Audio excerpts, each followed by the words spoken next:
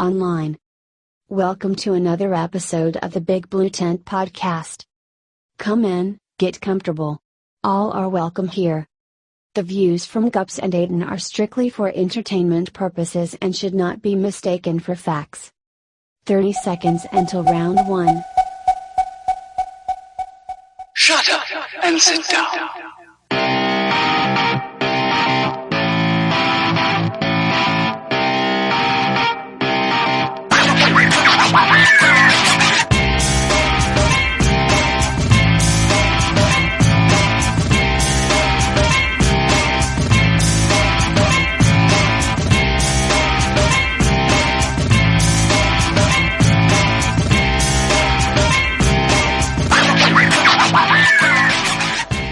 Alright, so here we go. So, welcome to the Big Blue Tent podcast, episode number 5. Wednesday the 31st of May 2017. You're listening to Matt Guppy and Aidan Burke of the Big Blue Tent. Hi, you're Aidan. Hi Matt, how you doing? Yeah, all good, all good. How are you doing, buddy? I'm okay. It's been a great day. Yeah, it's been turned out lovely today. Nice bit of sunshine. Can't moan at that when you get home from work. But anyway, just a quick thanks to all of the Big Blue Tent sponsors. Number 5 RC, Mike Parker up in the north. We've got Jet Set Robot, Paul Seddon. Thank you very much, Seddon, for everything you've done and sorting out the technical issues of this evening. The video that he did, the little intro video that we've got now for the YouTube stuff is brilliant. Love it. Absolutely love it. He's really knocked it out the park there. And that's what you get with Seddon. You know, it does take him 14 years to do something. Yeah. But when he gets his mind to it, he's ace. Yeah, without a doubt. You know, we have been asking him to do this since 2003. Yeah. But probably. Yeah, fantastic though. The video's great. Of course, RC Octane as well, down in the southwest. Old John Finch. CML Distribution, of course, and Nuclear RC, which is Alan Painter. You can find him on the Big Blue Tent page doing the Nuclear RC glues and acetones. So yeah, give him a shout on there if you need any bits and bobs. Mate, did I zone out? Did we mention number 5? Yeah, we did right at the very, very start, mate. I completely missed that. I'd like to thank Mike Parker especially for giving me the opportunity to give him buku cash and him providing me with a Orion HMX Speedo. Oh my God, the bag looked brilliant. Good. I'm glad you're pleased with it.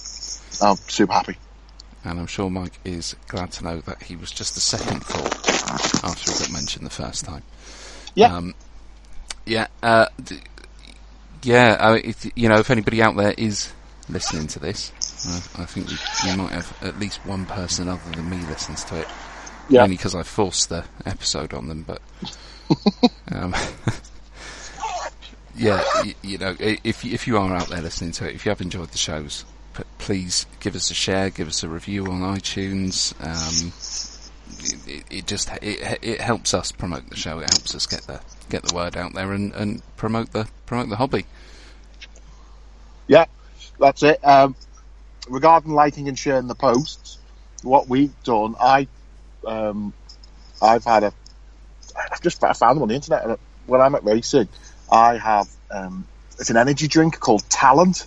Mm-hmm. What a great thing to call a drink. So I have literally bottled Talent, and I reached out to Daniel at Talent Drinks, and he's said what we can do is anyone who shares or likes our post and then likes their Talent Facebook page, what we'll do at the end of the week, we'll find out who's done that, put all the names in a drawer and pull someone out, and Talent will send them a case of their sort of super healthy energy drink. Nice.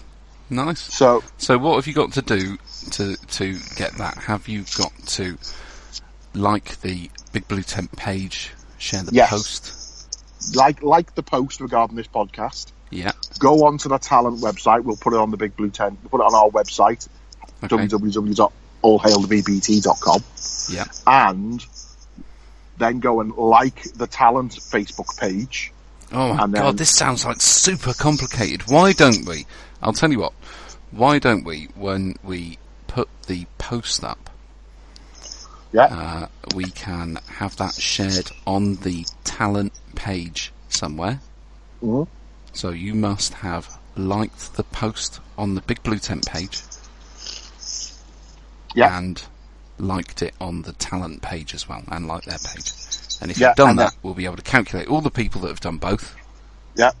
Okay, so like the Big Blue Tent post, like the talent post, and obviously share the crap out of everything. Yeah. Because they're like us. And then what we'll do is whoever wins that, we'll send them Daniel at Talent. We'll send them a case of talent. But not everybody, but one name out of the hat. Yeah, one name out of the hat. Yeah. Yeah. I don't want to bankrupt the. Daniel is going, oh my God. What is this? What is this Muppet saying now? How many crates of this stuff am I shipping out? Well, at the moment, one. Well, hopefully more than one. You know. Yeah. Yeah. Ideally, I would like another crate, please, boss. Yeah. That would be excellent for me, Daniel. Okay. And what else I'd like to do is I'd like to say hello to Mark Gregory. Hi, Mark. He sent us a message on Oopal. He's all the way. You ready for this, mate? He's all the way from New Zealand. Yeah. How international are we? So Mark races 1/10 off-road in New Zealand, and unfortunately he drives a Schumacher. Okay, but don't worry, his friends are better. So Mark drives a Schumacher. Glenn drives a yoke. Clearly, Glenn's my favourite now. Mm-hmm. Jason does he drives. drive it with a 10.5? I don't know. I don't know whether they do stock or what they do at New Zealand Nationals. Obviously, that is when a yoke is in its element. It's in that sort of stock early class. Yeah. I think we've got someone to come on in a couple of weeks' time who does that. So there's Glenn, drives a yoke. Jason drives a TLR. I'm assuming that's some type of Lossy 22. And Ed, you'll like Ed, drives a B6. Ed is clearly the best one. So I'm thinking, there's always one in the group that's got common sense. Ed is clearly the one in that group that's got common sense. I think they were talking about they've got like a 4-hour drive to the race they were going to, and they were listening to the podcast there, and so that's a bit of competition inside that car doing that. And then the other guy I'd like to have a shout out to is can't remember his name. It's kind of disappeared. Oh, that's a shame. Nope, no idea who the Irish fella is. Great shout out there. Shout out to you, no name fella. No name Irish fella. Darren. No name Irish fella. Darren. Now, what I liked about Darren is he was very confident. He's got a new B64. And he's looking to win the Irish Clubman 4-wheel drive championships. More than likely will. But now we can't do the next round, he said.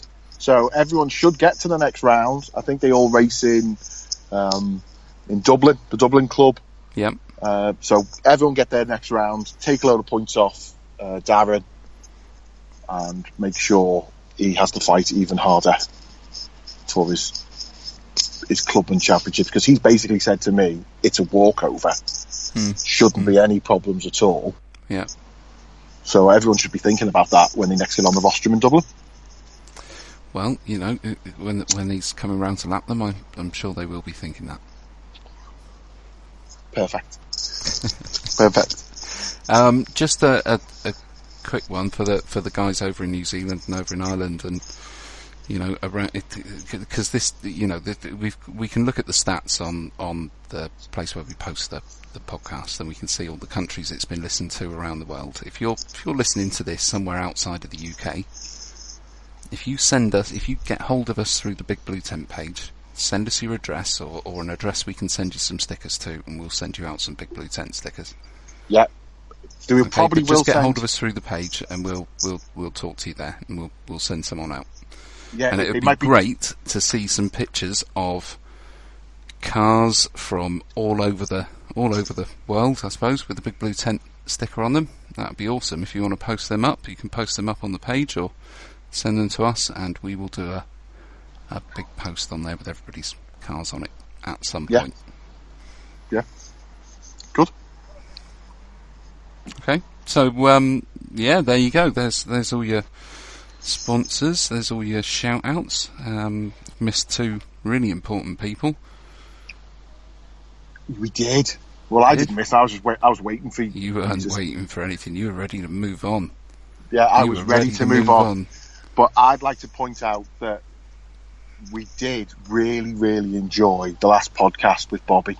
Even though he said on his podcast yesterday that on the live show, I didn't listen to the live show, I listened to it on the way to work today. And he did say on there that when he came on, he couldn't understand us because of our accents.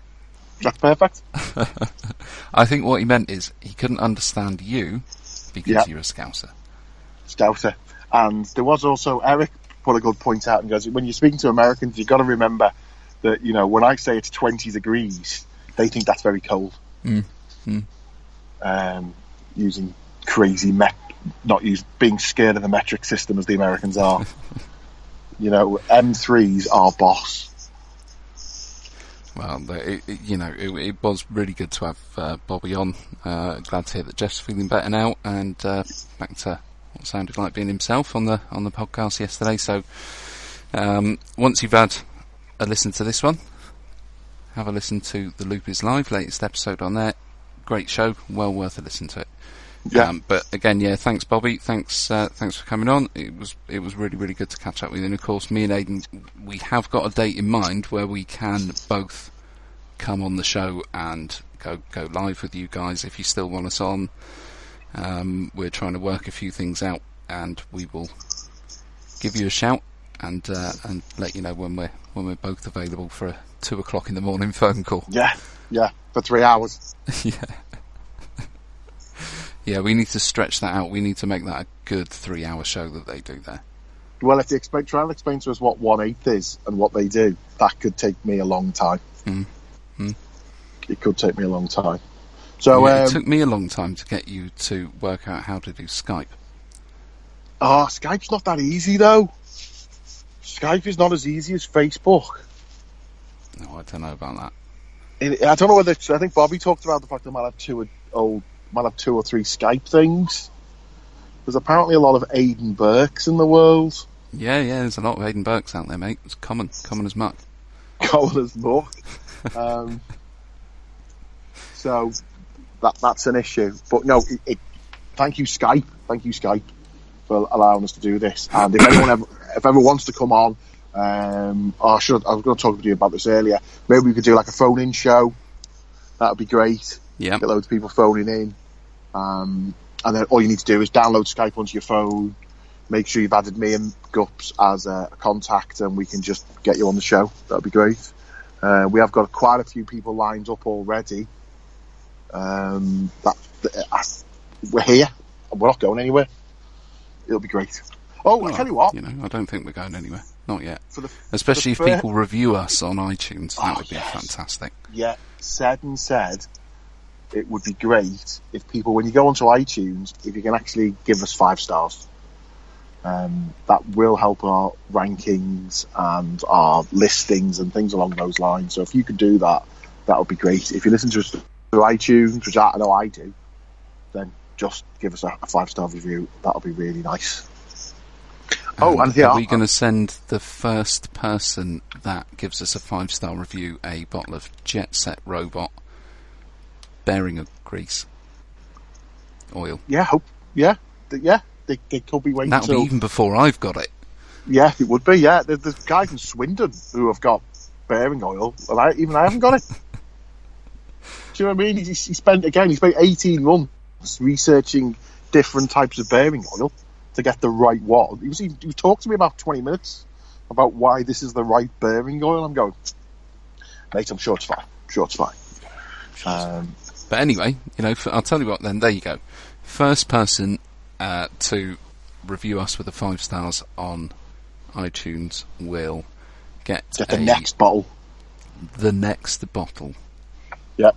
Of Jet Set Robot bearing oil. Yeah. That's so, good way of doing what have you been up to then, mate? What have you been doing? Racing. I raced on Sunday. I did actually do a little review on the website. I tried to do a bit of a race report. Saw it. Was that you? I didn't know if that was you or Seddon that did that. Seddon started it. Yeah. So he did the intro, and he did go out and measure the track with a laser heat gun to find out track temperature was 26.4 degrees. Excellent news. The Perfect track temperature for testing a heat gun. The track was warmer than us. So we were at Southport. Started off quite damp. We had a bit of rain, sort of first thing in the morning before we got there. Yeah. And the track stayed quite slippy for the first couple of rounds. I started on silvers and greens. Silver what? Silver darts at the back. Mm. Green cuts on. Oh, you've disappeared, mate. You've disappeared there, buddy. Hi, is that What's any better? happened to Aidan? But he's gone. Oh dear. Oh, I can hear you. Oh, there you go. You're back. Okay. Oh, good. Okay. So that was all right. Everyone enjoyed themselves. It got drier through the day. No, hang on. You cut out. You had silver darts on and green cut staggers on the front. Yes. Okay. A bit too much steering. Yeah. That was all right. They were brand new silvers. I hadn't done them. Next round, I went to cut yellows on the front. Did you have your ball diff or gear diff in it? Gear diff. Okay. Gear diff. And you're running two satellite gears, aren't you? Yeah, that's Emperor's new clothes, and we're all going back to 4 gears and 3K now. Okay. That was a really good 3 weeks. Someone mentioned it. I think one of the guys in the tent was young Felix. Yeah. Felix Bow. And he is a lovely fella, and he's like, oh no, I was speaking to Lee, and basically that's for carpet. Right, okay. You might as well just do it. We all thought it was a great. Trust, I didn't notice the difference, but the next time I rebuild mine, I will be rebuilding mine with 4 gears and 3K oil. Yeah. So that was all right. So yellow cuts, not enough steering. Mm-hmm. Could have had a bit more.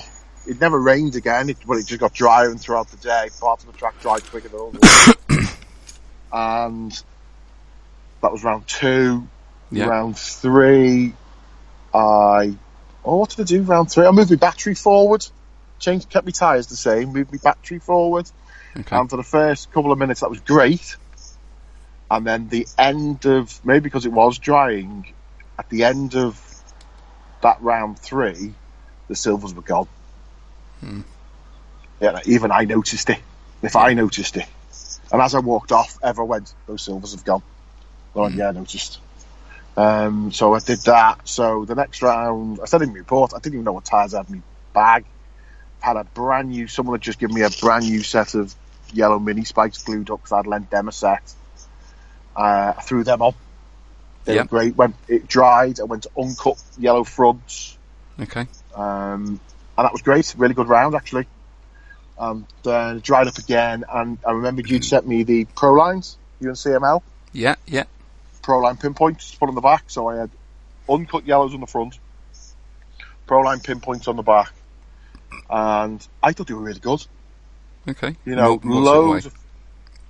Loads of forward drive on them. In case people don't know, Southport is quite a smooth, flat track. So for 90% of Southport, they were just ace. And then the other bits, it was just unfair on them because obviously you haven't touched them. They do feel really hard. The tyre, like the casing feels hard and the pins feel hard. Yeah, But that is exactly what I said when CML sent me those to try out. I did say to them that they are great if it's absolutely bone dry. They're fantastic on Astro when it's really, really dry. But we haven't always got that luxury, so just the slightly softer compound, yeah, I think would be great. Would be great. So they were fine except for the bit of the track that didn't dry. It didn't dry because it's brand new Astro. And by the time the sun came out, it was in completely shade. So what we call the cobbles, which are no longer cobbles, just as you get around there, it just flick out. Oh, I spent the entire day. I thought I was recording the videos. Yeah. But I wasn't. My phone wouldn't connect. While I was recording, wasn't recording the track. And got a button on the camera. Yeah, but I didn't know. Okay. That was the point. If I'd realised, I would have used the button on the camera. And I kept saying to young Ethan next to me, and saying, now, I remember I'm recording this, so whatever you say is going on that camera. And he was so well behaved. Clearly he's a young lad. He doesn't swear or say anything mean or anything like that, and doesn't shout at marshals. But I think in the final, I was doing okay, and then I spun out once on the cobbles because it was wet and it was on Pro Lines. Yeah. I should have gone back to the brand new yellows. They would have been great, but I just wanted to give the Pro Lines a good fair go. Yeah. And I was doing really well. I made a mistake, but I caught Tom Pat and Kevin Hodkinson up. And as I caught them up, I went round the cobbles and just flicked it out again and rode the island to the other side of the road. And I'm sorry, I did swear. And then I'm sat there going, well, Ethan, I've told you, watch what you say for the past, hour. And you haven't said anything bad. And within the first 5 minutes, I've said a rude word. So I apologised to him. But, great. I think Evo said, as he was watching the car on the Pro Lines, again, because the casing was so hard on the back section, and again, it's bumpy, it's high speed. Well, it is for us locals anyway. It could do with the actual tyre just being a bit softer. Okay. You bounce around it great, but you can see why they were so good at Berry. Because Berry is quite smooth and transitions. Berry's got loads more elevation than certainly Southport. You know that. Big, but they're so smooth that it's lovely and flat. So even though they're big, the ramps up and the ramps down are all really good. So and Berry's a slightly different type of Astro. So you can see why they are so good and so popular at Berry. But he goes, I think, as you said, a slightly softer compound would probably have. And also, this is Evo again, and he says things. He does say a lot of things. Yeah, and you don't know whether he's telling the truth or you don't know if he's being sarcastic or not. I mean, Evo almost says as many things as you say. That's not true. That's not true. So it was good. We had a great day. 5 rounds in the final, lovely weather. Drying track is always a great thing to run on. When that dries, the grip is ridiculous. We might try and get a fluffer in on the Astro where the cobbles are. Okay. Fluffer, yeah. Like a proper, motorised brush. I think because it was our old indoor Astro. So you guys are going full on snob. Yeah, excuse me, mate. People ask me, why do you spend all this money on Southport? And I go, because that's the track I go to. Yeah. I want that to be the best track in the country because I go there every Sunday. Yeah. If other people like it, great. But yeah, so we're making a fluffer to, technical podcast stuff, but it's got a layer of rubber on for when we used it indoors, and the rains hit it, and it doesn't dry. Evo think if we get a proper, we have got a motorised brush, but if we get a different type of motorised brush, it might pick a bit of the rubber out. And we're even thinking maybe the backends might be slightly different. We might need to poke a hole in it or something like that. But again, we can do that. Paul Bannister, who does all our track work. If anyone needs a landscape gardener or any astro putting down in the northwest, go speak to Paul Bannister, because the work he's done at Southport is just unbelievable. You just can't see joins. He just glues them together. It's like a carpet. I haven't been up there since the last lot, but the first lot he did was unbelievably good. Yeah, so hopefully Opal last year was great. Yeah, well, again, I was talking to people and they said, our national is coming up at the end of July, I think it is. End of July, beginning of August. Mm-hmm. And, I think a few people from not round the northwest of England have turned up in Southport and had a bit of a practice. And we haven't had any negative feedback regarding the changes. And hopefully we're going to make a few more alterations in it, hopefully before the national as well. Okay. Once Tony and Evo figure out what the track is, and to be honest, it's mainly Tony, because Evo keeps saying, I don't want to know, don't tell me. Yeah, of course he doesn't want to know. Of course he doesn't want to know. Yeah. That's it. Like everybody's going, yeah, of course Evo said that, yeah. Yeah. Not that we want to build him up, but yeah, first round, that's the most stressful round in Evo's life. The first round of qualifying at Southport before everyone else has learned the track. Yeah.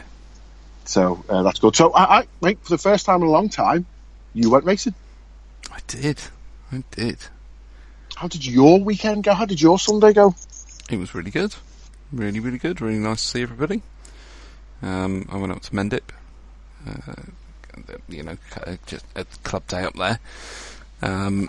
But out of the blue, we had Richie Thorne turn up.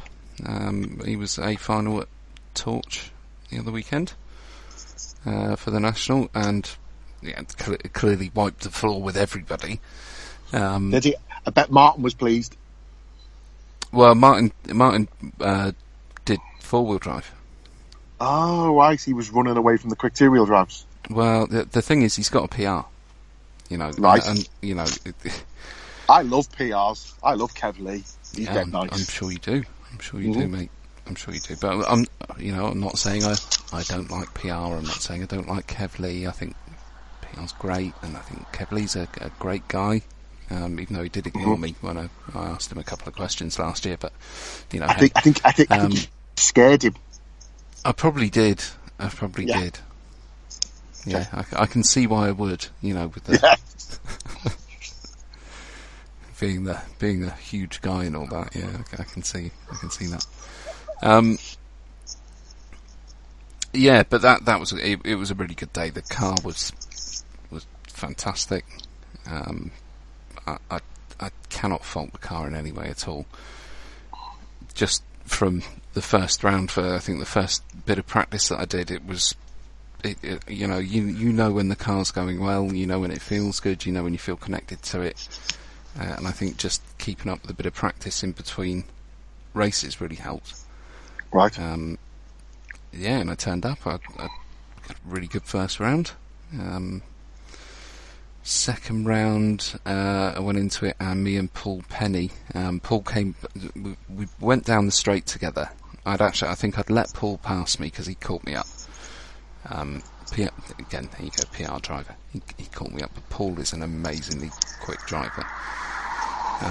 He caught me up and let him go past, and we went round you go down the straight at Mendip, you go round the Big Bank corner, and it kind of went round over the little, what I call Tommy's Tumble at Mendip. Over the little Tommy's Tumble at Mendip, and it goes back on yourself.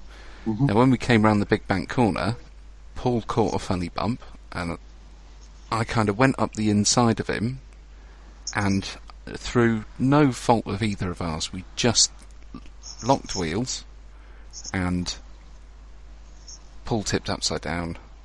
He'd been having a blinding round, and I just pulled over to one side, and I was like, and he was going, go on, go, and I was like, nah, man, I know that was an accident, but if your race is done, my race is done, buddy. I'll just race you, and I tried to follow him round after that, and he pulled away, but yeah, it's all good. Round 3 was a bit of a okay round, and then round 4 was great again. I managed to qualify 4th in the A final. Nice. Clawed a place back after some wicked battles through that final. It was really, really good. And got third in the end. So, yeah, really, really pleased. Really, Well really done. pleased. Great weekend. Did you make any changes? Only a rear spring.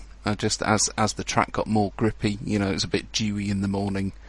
I went from a green, and I think I ended up on a grey spring on the back in the end. That lighter or harder? Yeah, in the final, everybody, we'd done all the two-wheel drive finals. The A final guys got up there, did like 3 or 4 practice laps. We all lined up on the grid. As we lined up on the grid, it started to rain. Perfect. The grip, I do not know how any of us were driving that track because the grip just vanished. Yeah, it does. It just absolutely vanished, and you just had to have such a light touch on the sticks, or on the whoever. I don't actually know if anybody in that final was using a wheel. But yeah, you had to have such a light touch on the sticks to get the car around. It was great final. The club put on a great day. Rob was really good doing his. I love Rob's commentating. Rob Painter. He does make a race sound a bit more exciting. Yeah, I think all commentating's good. Everyone loves their races to be commentated on. Yeah, God, yeah. What I find is I'm fine with that as long as they're commentating on everybody else and don't mention me. Oh, right, I don't mind. No, I just crash. As long as you don't say I'm doing well. Yeah, Matt Guppy's in the... Oh, no, he's not. No. Oh, it's all gone now. Oh, yeah. Yeah, Eric says that. Yeah. Oh, he's leading this. Oh, he's disappeared. Oh, that must have been a bad lag. He's had another bad lap. Oh, that's not great. So, good day, Mended. What are you doing next week? What's up? It's regional week. It's regional week for us. Week next week, yeah. Regional Tiverton for us, 2-dayer. I haven't got a 4-wheel drive at the moment, so I will probably be going just to the Sunday 2-wheel drive at Tiverton. Mm-hmm. So that'll be good. All the top drivers will be there, I'm sure. Everybody loves it down at 99% of the people down here love it at Tivy. You can't please everybody, can you? No. But yeah, it's a good track. If the weather stays nice, if it stays dry, it'll be a really good day. Brilliant. South Lakes, aren't you, on grass? Yeah, yay, grass. I love grass. It's really good. I'm sure you do. Now, if all the people from South Lakes can now stop listening... give them a second to turn off. Yeah. Okay, just skip about 5 minutes. 5 minutes. Grass is not my favourite surface. Oh, it's absolutely terrible. It's the worst thing you could race on ever. Oh.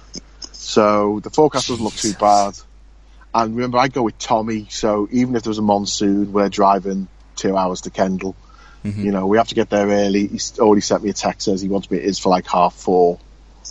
We've got a family party the night before, I believe. Otherwise, we were thinking of staying in a hotel in Lancaster or Kendal. Just so we're not clomping around the house at 5 o'clock in the morning waking a toddler up. That's never good. No. No. So, South Lake. So, grass, it's just so different. It's just so... I love Southport. I live at Southport. I find any other track not as grippy or consistent as Southport.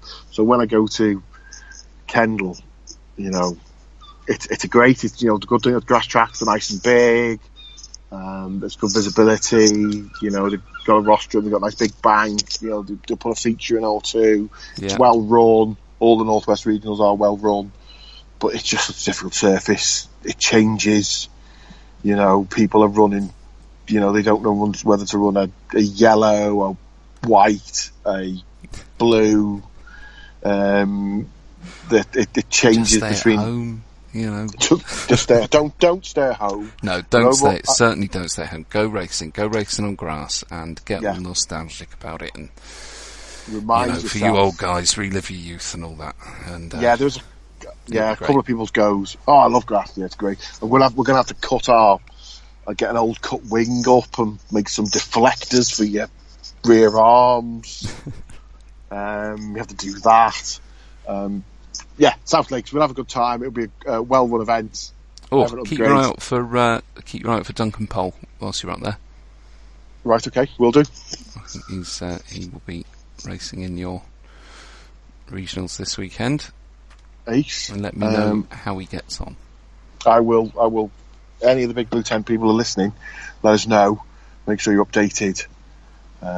Sort that out. Yeah, get your pictures on the Facebook page, and give us updates as we go through the day. We want to hear how everybody's getting on. Yeah. And everybody likes seeing the pictures and hearing how you're doing, seeing the scores and. Oh, I tell you what. While we're talking about regionals, I'm gonna make sure that I'm not hated in the Northeast for my suggestion that the Northeast is an easy region, which kind of kicked off on Facebook and on direct message this week. I was clearly taking the mick out of Gav Collingwood and Andy Woods. It's not what you said to me on the phone, but okay. No, it wasn't. Yeah, that's where it was based on, Gav Collingwood no longer doing Northwest and doing Northeast. And it works really well. Northeast run Berry, Batley, Robin Hood, and something up in the Northeast. I suppose that's Teesside. We can talk about more on Teesside when we get our guest on. And so it's really nice. They run on your region. They run on 2 days. They had great numbers at the Northeast. Everyone wants to run at Robin Hood. Such a good track. So I just want to make sure we do get some people listening from the Northeast. Yeah, okay. Even if they listen just to, if you are a Northeast driver and you're listening, then please feel free just to ridicule Aidan on the Big Blue Tent page. That's not a problem at all. Let us know what he said. If you know the truth behind this story rather than the Aidan version of it, then get in touch. Let us know. I will post my result at Kendal on the Northeast regional page if required, to make sure everyone knows where I was, and we used to go to Kendal. Oh, the Kendal people are back. Let's talk about nice things about Kendal. Used to go to Kendal for easy points because not many people went to Kendal. It's great, Well, because literally only 70 people used to go. So you were definitely up a final. So if you didn't go to Kendal, you lost out on 10 points. But now Kendal's as popular. Barrow's all Astro. I'm sure they'll have their Astro track up and running by our regional in the middle of summer. No, I think. Do you know what? As much as I slate grass racing, and I do, I slate it quite openly. Yeah. I do think it is important that we keep a couple of the, a few of the grass tracks going. It would be a shame to see them all completely disappear. It is a part of it that's been around from the early days. So, and the South Lakes boys do a lot of shows. A lot of steam fairs, and they do the Northwest Rally stages. They get themselves about. They get out into the public. And put exhibitions on. Always check the South Lakes Facebook page out. They go to quite a few events. So if you are into cars, I know I'm not, but if you're into real cars, and you want to run on grass, keep an eye out for them for the steam fairs and car fairs and the rally thing that they do in Blackpool as well. It's all really good. Nice. Okay. Right. Well done, the South Lakes lads. Okay. Yeah, okay. Well, how about we see if we can get our guest on? Do you want to introduce him whilst you give him a text because of your technical? Yeah, I've just done that. But if I disappear, that's because I've gone to answer the telephone. So we badgered our favourite race organiser, Damien Whittle, to come on.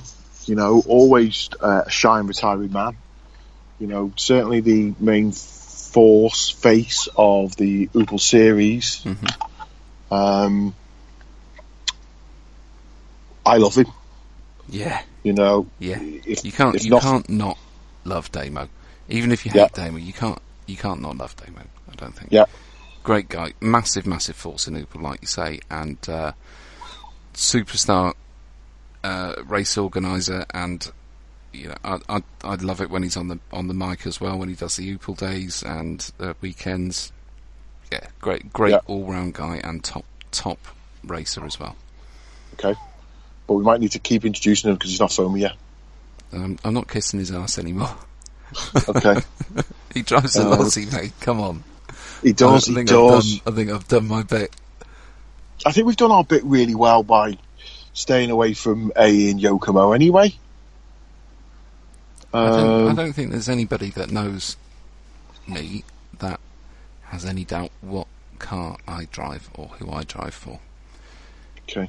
I am a walking AE and CML advert. That's even before the sponsorship. Oh, it's gone. He's gone. Yeah. No, I'm still here. Oh, no, you're back. All right. Okay, I was just quiet. He says he's phoning now. Is he phoning you, Aidan Burke, or another Aidan Burke? I don't know. Right. How do I add him? Oh, okay. This is tricky because he's not showing up on my... Is this when we need one of those like blue screens that says we're experiencing technical difficulties and we'll be back with you shortly? I can get a Damien Whittle in Brisbane, Australia. Okay. Okay, let me just have a look. Calls. Oh. Good prep there, mate. Well, it worked this afternoon. Yeah. Well, it clearly did. We might need to take a technical break here. I don't think we should. I think people should know what you're like with technology. I think people should understand what sort of pressure I'm under to produce this show with Aidan as the other guy that's helping me do it. Okay. I think that's important for people to understand. No, I can't add him into a call. 7. I got calls. Talk to that one. Add. No, he's not here. Okay. And he is trying to phone. So. Well. Yeah. So that's why I think we should have a break, because I might need to hang up on you to sort him out. Why do you need to hang up? Clearly you can do this from your phone. Come on. No, he's not. He's not showing up, so I can't. Right, hang on. Hang on. Right, what I will do, I will message Damo on Facebook. I've done that. And I will give him my Skype, and he can call me. See, Skype doesn't work that well in this. You'd think getting people together. So he's phoned me, but it didn't come through as Damien Whittle. It came through as a weird number. Okay then, so I think what we can do is link everybody back up, and I believe we've got Damo on the line. You have. I'm here. How are you, mate? How are you doing? I'm very well, thanks, Matt. How are you, mate? Yeah, I'm as good as I was before, but yeah, I'm really good, thank you, buddy. Good to speak to you. Good. And Aidan's there. That's good. I'm here as well, fully prepped. It's like the last 20 minutes hasn't happened. Yeah. So yeah, it's all good, mate. So how's things? Were you racing at the weekend, Damo? No, I wasn't. I was. I've had 2 weeks off. Would you believe? No? I would. Yeah. I would. Yeah, 2 weeks off toy car racing. Who'd have thought? I think that's the longest break I've had in about 4 years. Nice. Yeah, no real cars have been involved. So I took the old Ford RS up to the Lake District on Saturday for a run out, and then I needed Sunday to recover because my arms and my legs can't cope without power steering and power brake. Is it that bad? I've literally never driven a car without power steering. You're a young man, aren't you, Aidan? No, I'm 40. I just didn't learn to drive till late. Crazy. Right, yeah. No, they are quite. You remember how difficult they actually were when you then jump back into your brand new whatever it is, and it's got power steering, and it actually stops in a straight line. It's always a bonus. You don't get dragged into the lorry grooves at the braking points at the end of the dual carriageways. No, they're just a more involving machine to drive. Let's keep it like that. Well, so okay. so that's what I've been doing. So not much model car racing since Broxtowe, Nice. and then we've got, as you know, the beautiful sunny South Lakes coming up this Sunday, and Yes. then even more going to be cracking the flags and burning the grass. Yeah. Teesside in 2 weeks' time. Well, let's hope so. Let's pray. Yeah, Let's all pray. yeah. I forgot you were coming to the South Lakes. Otherwise, you could have. We've just been chatting about South Lakes and our love of grass. So we'll go back to what you said, Broxtowe. So for anyone who doesn't know you, the New Zealanders and the Irish, why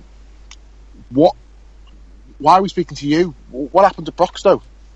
Well, Broxtowe, I seem to have ended up coordinating what we lovingly called as the Opel Off-Road Open Series, and so I sort of organised that. Right. And it's basically aimed at not being a national, so it tries its hardest not to be a national, but we do it nationally. And I think it achieves that. Yeah. So we try not to have too many superstars there. Superstars are welcome, but we try and they don't seem to, we don't get too many frequenting our little series. Luckily, we do get a couple of good guys. So Greg Williams, Schumacher driver, and Ben Jemison, Schumacher driver at Broxtowe, I think put on one of the best driving displays I've seen in a number of years. In the certainly in the 4-wheel drive finals, which I ended up commentating on because there was Jemison. If you egg Jemison on the microphone, he will pull some unbelievable moves with his model car racing car. Not dancing. He's not a good dancer. No. Okay. No, I can't imagine him being the best of dancers. No. Jemison pulled a move on Greg to basically. He was nearly a quarter of a lap down, I think, wasn't he, Aidan? I don't know if you saw it, but he literally pulled a move in the air over the big tabletops that are at Broxtowe and managed to land it on the inside of Greg going through race control, which you sort of had to see it to believe what he'd actually managed to pull off without hitting Greg. So it was pretty good stuff. In fact, he's been asking me if anyone videoed it, so I don't know did you get any of that, Aidan? No, well, it's 4-wheel drive.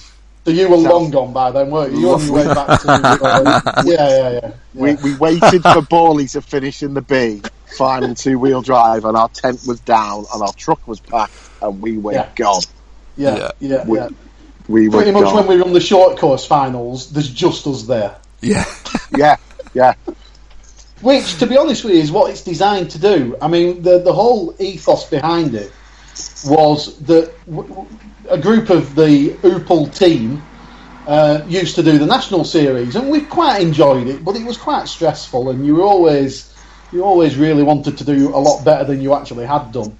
Yeah. And we always felt like we travelled a long way to the other end of the country to get basically 25 minutes worth of racing.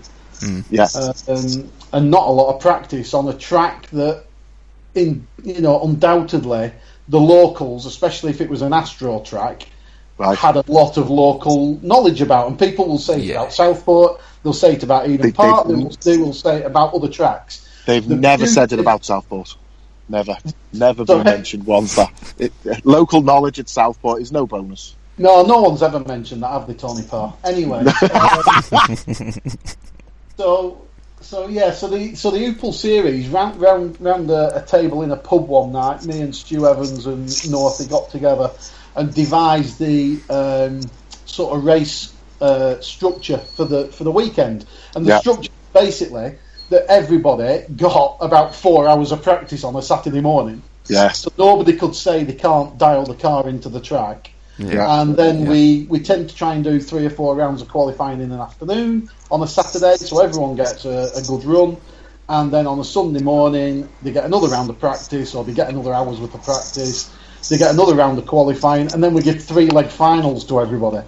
So the amount of racing you get for a week, in a weekend, is the maximum we can cram in to that time period. And it was devised originally to finish at about 4:30 on a Sunday, so people with kids could get home ready for school the next day.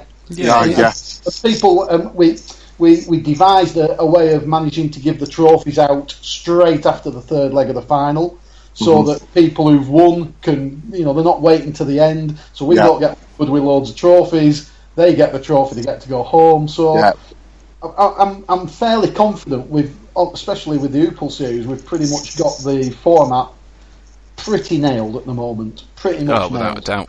Without a doubt. It is by far the race events for me, the Oupel series, and I'm sure you know how much I love the Oupel series, but by a league, the best fun I have racing is at Oupel.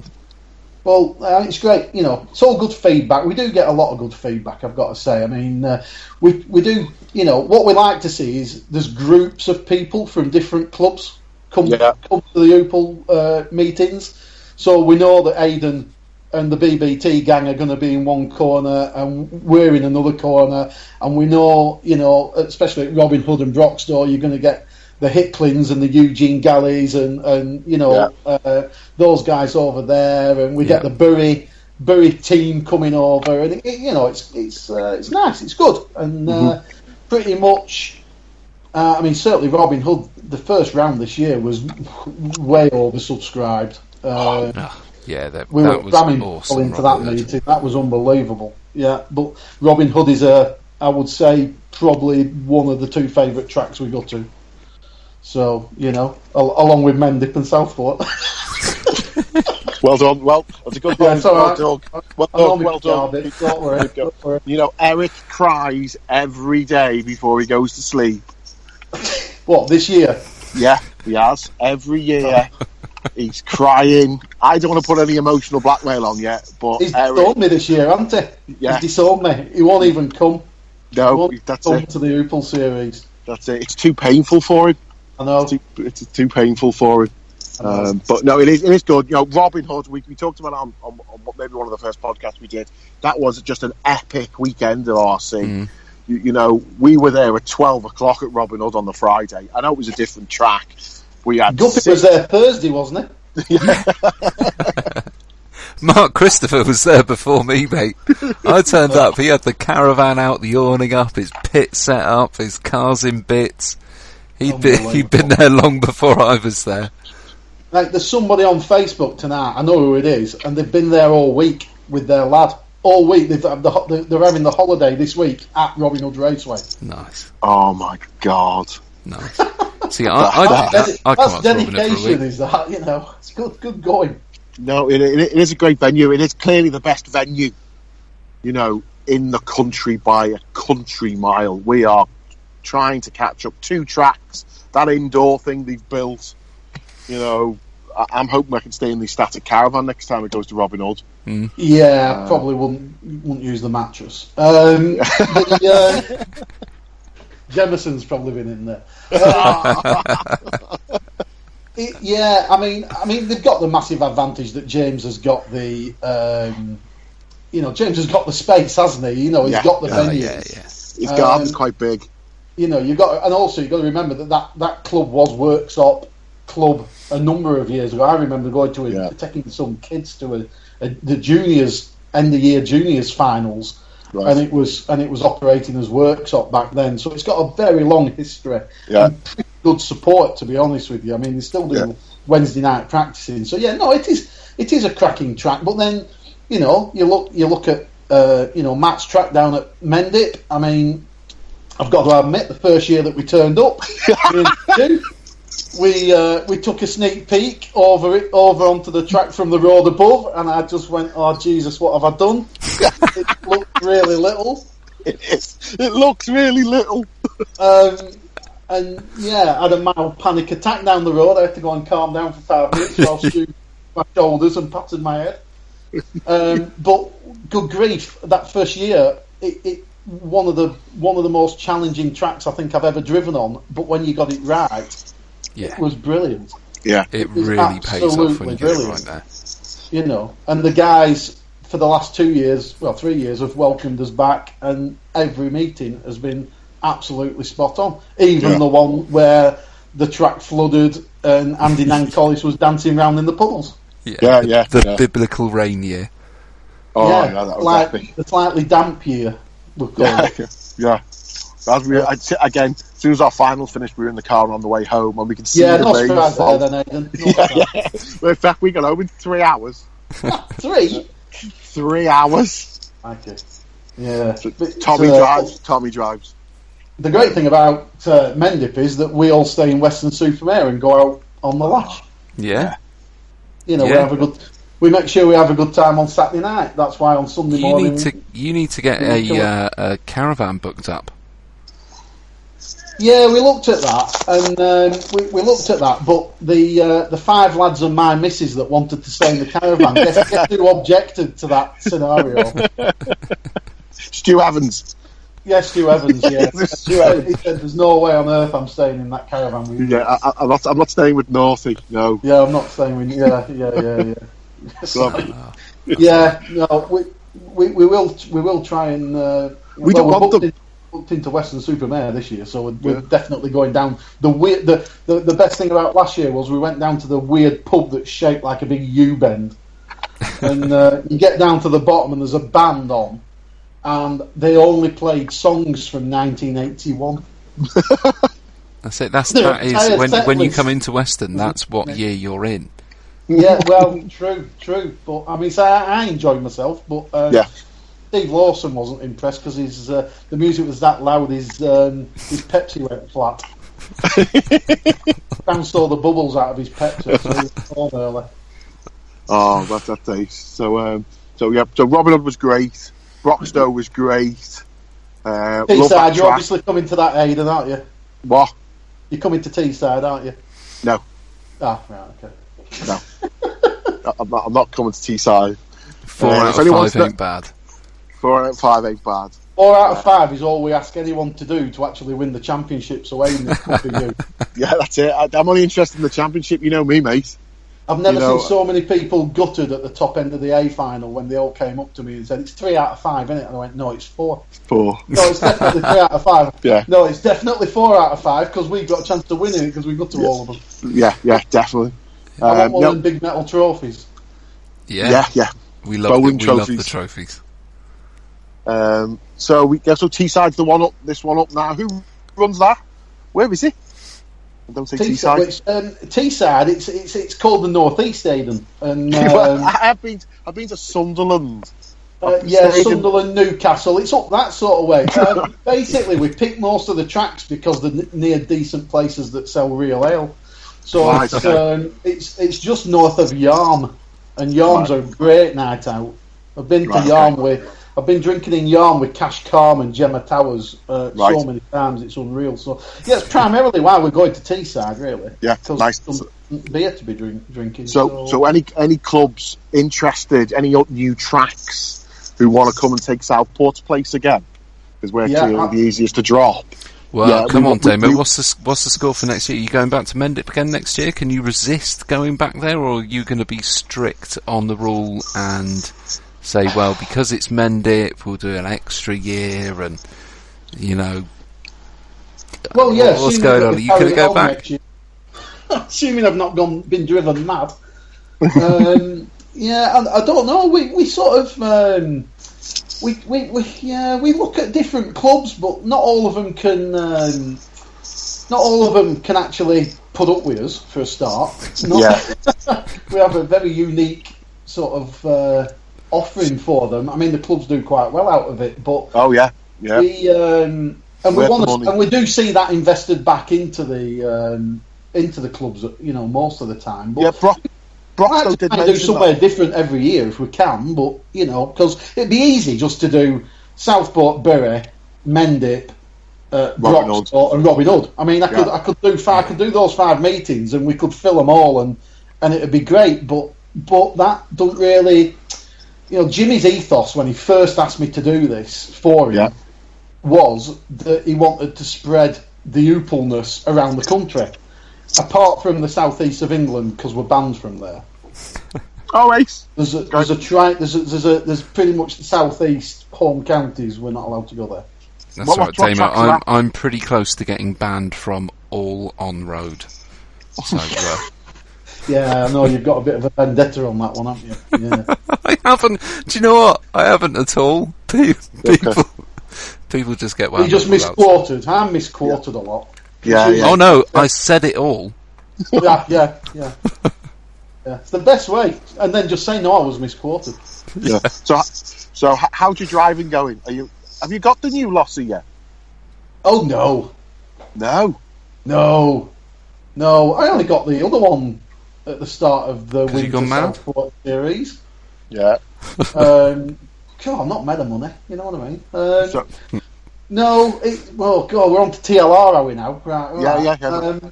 TLR, that's an interesting one, isn't it? Start with Durango, and they went pretty much tits. Went to Team. Did you like the Durango? When you had it, did you like it as a car? Did I like it as a car? I've got 2 of them sat in front of me here. I have the British Veteran National Championship. Yeah, he did. Durango 4-wheel drive. It's the height of my 35-year career. Nice. That I won at Broxtor. I wonder why they get a run every year, eh? Do you know the weird thing as well is at that meeting, I actually put the 2-wheel drive. I put a DEX 210 on pole position. Nice. In the A final, and lost it to Tony Vodka. Oh, okay. Won the first leg and lost the second 2. How crap's that? Oh, and then in 4-wheel drive, I put it second on the grid, and rang Northey and said, "What should I do?" And he just said, "Throw new tyres at it every run." Yeah. So I did. There's the youthful question. Yeah. And it worked. So, sorry, I know that was a question from last week's podcast that I was listening to about new tyres every run. Sorry, Gups. That's all right. You can use as many tyres as you want.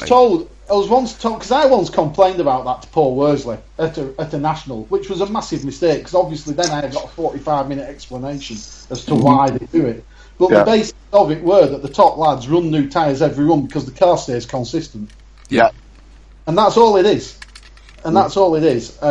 Which is great if you're sponsored by Schumacher. Yeah. But not so great if you're sponsored by CML or anybody else. Yeah. Well, yeah, this is it. This is why I think, part of it is to open it up. If you're gonna, you've got to make it even for everybody. You can't make it more difficult for people by having that tyre rule. The tricky thing is, though, from an organisational point of view, we do no scrutineering at Opel whatsoever, apart from we caught someone running mini pins at Broxtor. So did they? Who was that? Who was it? I can't remember. If I'm being honest, I can't remember. Was it Dave?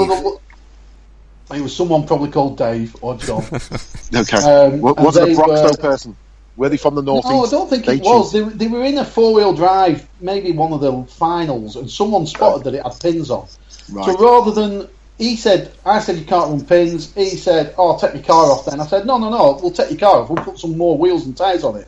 So this is the Opel way. So I went back to our race table. I grabbed my brother-in-law's car and nicked the wheels and tyres off it, and put it on his car. I bet Matt was happy. Matt was ecstatic with that idea. His brand new last set of darts. Tyres on. Darts. But what was funny was the guy actually said, "I've got some new darts, but I haven't glued them up yet." Okay, mate. You're leaving it a bit late on the second leg of the D final in 4-wheel drive. Oh, right. Okay. Yeah, trying to win the D. Well, each to their own. It's your own personal battle, I guess. Yeah. It's battle from a personal point of view, I'm permanently mired in the B final at the minute with my 2-wheel drive, even though it's quite capable of easily getting into the A final. And I'm driving it pretty well as well at the minute. The A's have been strong, though, haven't they? I swapped from 4-wheel drive to 2-wheel drive to challenge myself, and the 2-wheel drive's a better car. How do you think you're going to cope with being in the C final at Mendip then? Oh, that's fighting talk, isn't it? Yeah. I remember you challenged me at Robin Hood, and then you were probably a couple of finals behind me, and I pretty much led every leg. I admit that, yeah, led every hands leg down, of the B yeah. final and won all three, if I remember rightly. Yeah, How it went? Yeah, pretty much, yeah. Yeah. Yeah, that was pretty much it. Let's talk about this more. Let's make sure everyone knows that Guppy was giving Damo shit on Facebook, saying I'm going to batter you, and there's probably some sort of long and lying excuse he'll come out with, but we'll see what happens. Probably involves KFC chicken.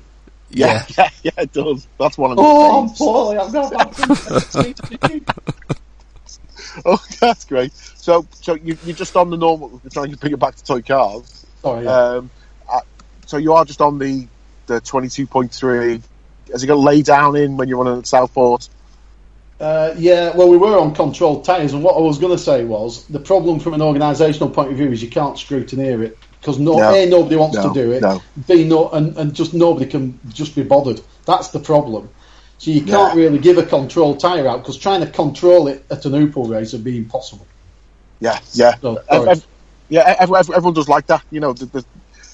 Just you know what you're supposed to run. 99.99% of people just run that. You couldn't do it. You couldn't say, well, you're only using 3 sets at this meeting because there's no way. The problem is there's no way of policing it. No, it's it's like your 10.5 class at Southport. Yeah. Some people have gotten boosted out their heads, and that's Dave Scouse. That's the problem with stock classes, that there's always someone going to cheat. Well, even if you don't cheat like Dave Scouse did, I remember Dave Scouse was a very special kind of cheating because he just told us all. We never asked. He just went, "Oh yeah, my car was a bit slow down the straight, so I'll just turn the boost up." Yeah. So you can't do that, Dave. But we tried it with the RC10s at the Opel series, if you remember that. Certain RC10s were a lot faster than other RC10s. Yeah. Even though they all had a 13.5 turn motor in them. Yeah, there's some good. Yeah, there are some better ones. We've seen a couple of guys go really quick, and then when we take them out, they are on blinky. They've just gone out. They've just bought themselves a new Speedo and a £90 bloody motor. Yeah, it's the latest special gear. Yeah, well, I think now. I know you're going to get your mate Zach on, aren't you? Yeah. From Mendip, and if he's raced in America, I think because they're on the dirt tracks, the actual spec class actually makes more sense because there's no way no way mere mortals like us are going to get a 6.5 motor around the dirt track. No. Do you know what I mean? It's just going to end up spinning out. If anything, running on Robin Hood dirt, if anything that taught me running 2-wheel drive was don't run 2-wheel drive. Right. On the dirt. Well, do you say that, Damo? Because it makes your life a lot easier. There was a post, I think, either Team Associated or CML put it up on Facebook earlier today or yesterday, and it was of Cav's B6, and in the back of that is a 7.5. So if one of the best in the world is running a 7.5 on dirt, then the likelihood of me and Aidan getting a 6.5 round is pretty slim. Because it's like trying to. I mean, I don't think you've been to Chadderton, have you, Matt? But I don't know if Aidan. But yeah. Probably like trying to race inside Chadderton, which is a unique surface all of its own, which is the Winter Opel series. I'll get that little plug in. Well done, But it is the weirdest surface in the world to race on. To the point where you have the opposite issue at Chadderton. We're all running worn out mini spike yellow tyres. Right. And you basically a set of tyres lasted you all year because you actually you almost warm them up by spinning the wheels up on the warm up lap. It was like watching F1. On warm-up laps, so your tyres lasted all year. So what you say, you come to race at Chadderton, what you save in the winter, you can spend in the summer. Yeah, perfect. It's fine.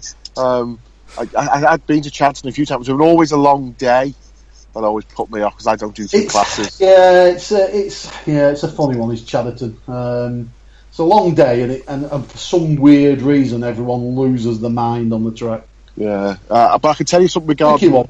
It's a tricky one, is that. We've still got to solve the riddle of Chadderton. I don't want to lose the venue, but it's we're going to have to seriously have a think about. Maybe we restrict the entries even more than the numbers to make it a short day. So. Yeah, what do you mean people are losing their minds on the track? What, that it's just? Do you think the attitude changes, the driving changes, or? Absolutely. I mean, at the outdoor series, the Opel Outdoor Series, So this year, we have not had one issue where I've seen or we've had reported anyone driving like a lunatic.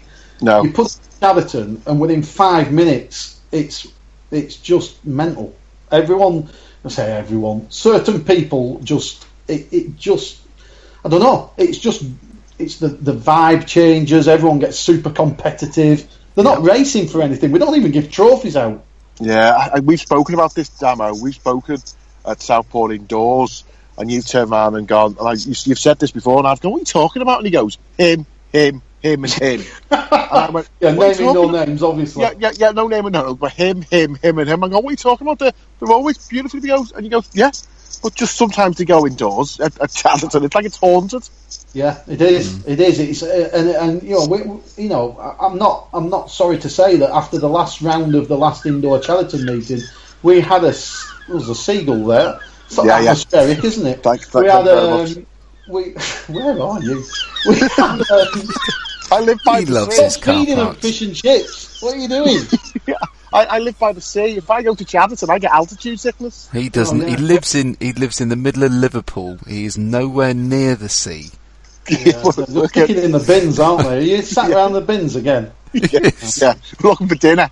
Bin dippers. So anyway, so Chadderton, we had a big powwow meeting, did the team, at the end of Chadderton, because we've still not really sorted it out, but we had a bit of a clearing the air session because it just personally drove me a little bit. I was just getting a bit disillusioned with it, to be honest with you, compared to the outdoor series.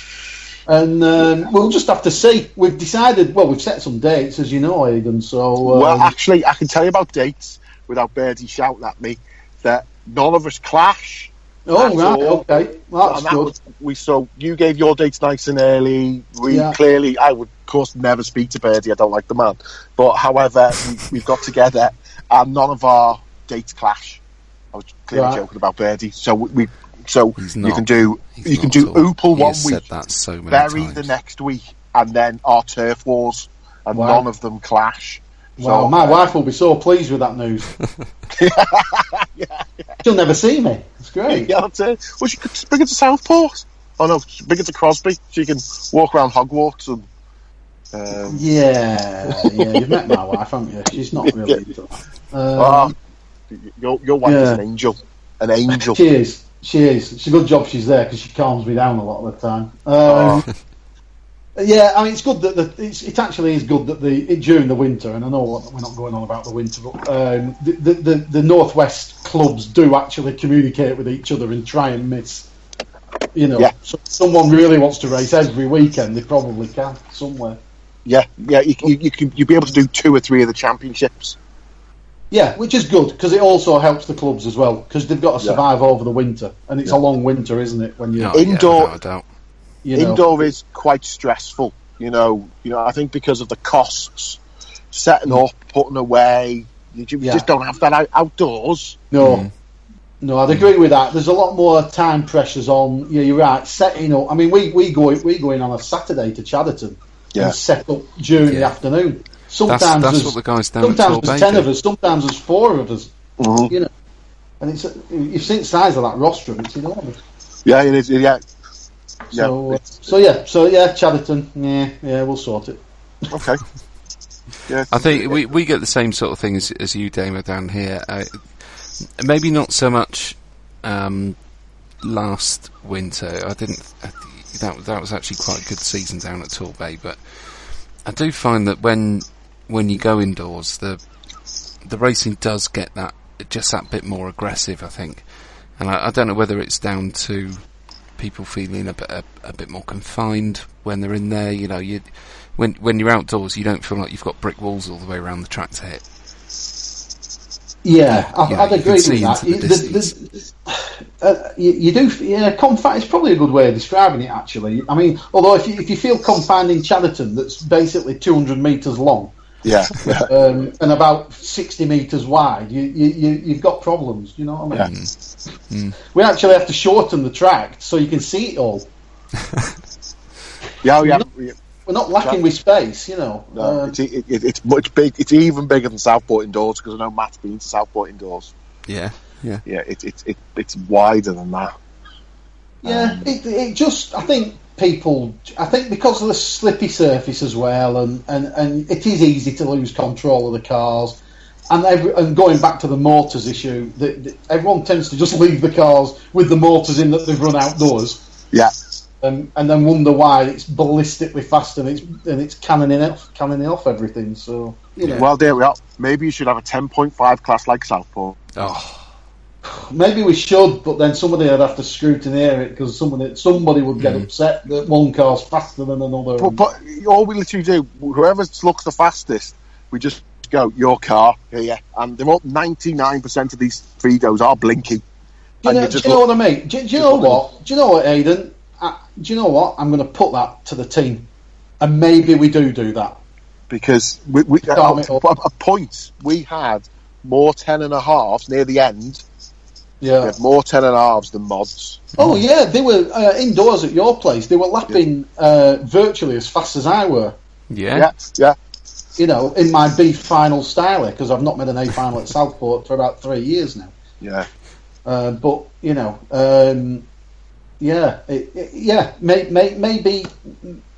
maybe we do. Maybe reduce the numbers as well. I think that might be the key to that helps. I think we live in ours at 64. Yeah, and at that it would possibly just about cover our costs, because obviously we as everyone has costs. The costs are indoors as well, aren't they? You know, it's just nobody appreciates how much these places actually cost to hire. And you know, I'll tell you ours is like £32 an hour. Yeah, well, that was substantially more than that. Yeah, I know. We're lucky. I think we just stumbled across ours. Yeah. I did stumble across it 5 minutes from my front door. That helps. But it's even easy for me to get to. It's an hour from door to door for me. Oh yeah, because kind of near the end of the motorway, I suppose. Yeah, and with that new dual carriageway, it's a doddle. Good. So, sorry, TLR. Do you want to do TLR? Yeah. Why would you TLR?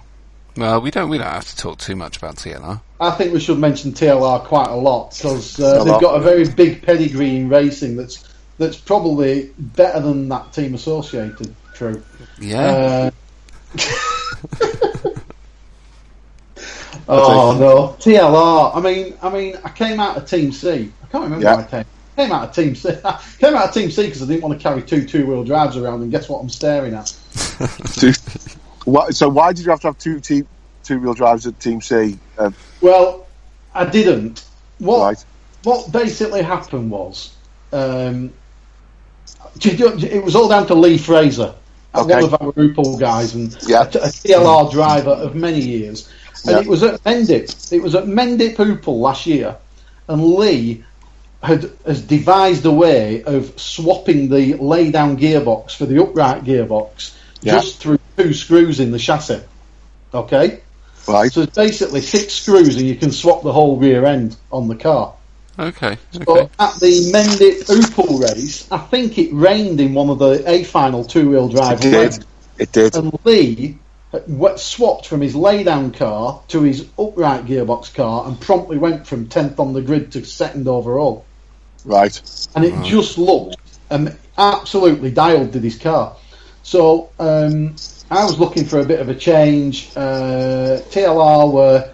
I wrote the best CV ever. In fact, Chris Delves said it was the best racing CV he's ever seen. So I maybe went a little bit over the top on it. Send me a copy. Mate, it's worth reading. It's basically my biography. You know, it could be printed. You know, I'll get J.K. Rowling to write the forward on it.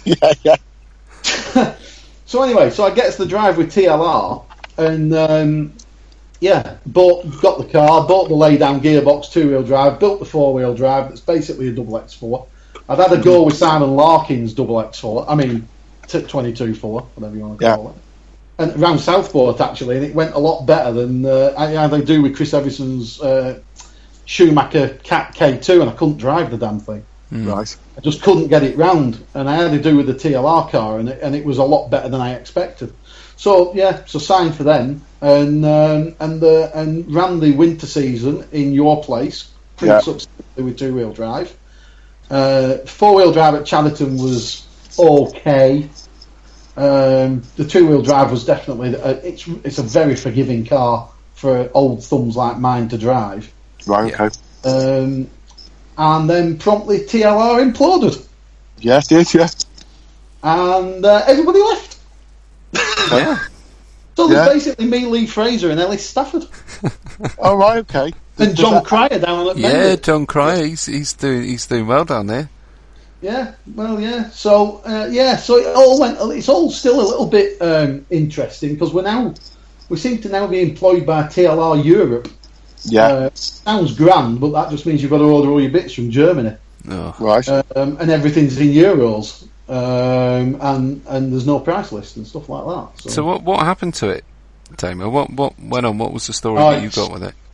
The story I got was basically Horizon, who's the global entity, who owns TLR, basically wanted to save some money, I guess. And what was Helga Racing from donkeys years ago? I can remember the name, but I can't remember the town. It's at Ployters Road. They effectively shut it down, which was a bit of a shame because Chris Delves, I think, was TLR through and through. You know, the guy ate, slept, and drank TLR, and I felt very sorry for him actually because he worked there as well, and he basically lost his job. And whilst it was based in the UK, I've got to say the guys were brilliant with me. You know, they helped with setups, the spares. It was dead quick. You know, it was all good. And the sad thing is, the cars are still, in my opinion, very good. You know, the two-wheel drive in particular, thanks to Lee, because Lee knows the setups really well. It does react to different setups immediately. Right. You know what you've changed on it, and it's. I've never had results with two-wheel drive like I'm having with that. You know, I'm running. I mean, I know it's only the B final, but running at the front end of the B final, the 3 legs at Robin Hood Raceway against Lawson. Sorry, with the associated B6, when I led every leg was just one of my crowning moments. Nearly as good as winning the Veterans Championship, beating Lawson. Yeah. I was looking. There's no rivalry between me and Lawson because we haven't known each other since we were both about 14. Right. And we're both now about 46. I was a long-going grudge match is that one. I was looking to sort of go and find you and shake your hands and congratulate you, but I was just really focusing on Steve's face. Yeah, he was good. And then and then at Broxtor at the last outing, he's on the last leg, which he could still have won. His batteries fell out because he forgot to put his thumb screws on his battery. Oh, right, that's great. Gatsies. Yeah, it's a beginner's mistake, isn't it? Really? Yeah, definitely. I've done it many times, but but you could still be classed as somewhat of a beginner to somebody who's got probably 34 years' experience. I'll never get any better. But only about 8 years for me, really. I think. Yeah, you're just a whippersnapper. A whippersnapper. So these guys have been. So where did you start? I started when Father Christmas in 1982 dropped a Tamiya holiday buggy into my sack. Nice. Right. And then it took my dad. Have you ever seen a Tamiya holiday buggy? Yes. There's not a right lot to them. There's no differential. No. It literally took my dad 3 of the longest days I've ever lived to build it. And then it nearly took as long to charge a battery. Yeah. Because you got one run. You got one 8-minute run on a 6-volt. Basically, it looked like a brick battery in the damn thing. But we went. It took me down, did my dad, to. There's a local club that runs the. There was a local club in Nelson, in Lancashire, that run the 112 stock cars that Bird's now still doing. Yeah. they let me run my car around the indoor oval whilst they were charging the batteries. Okay. And then a few other people sort of came up and said, "Oh, we've got these cars as well." And it sort of grew from there. And my dad and my uncle, who then went on to basically open a model shop, Right. In Nelson called Pendle Models. They basically started Pendle Model Car Club, named after the hill in Pendle, which the Witches come Yes. from. So yeah, Pendle Model Car Club ran all the way from about 83 through to about 1990, something like that, maybe, in just 1/10 form. And we used to do all the before health and safety. We used to do all the school fetes and agricultural shows. Yeah. With no safety fencing whatsoever. And I've There's got a probably video.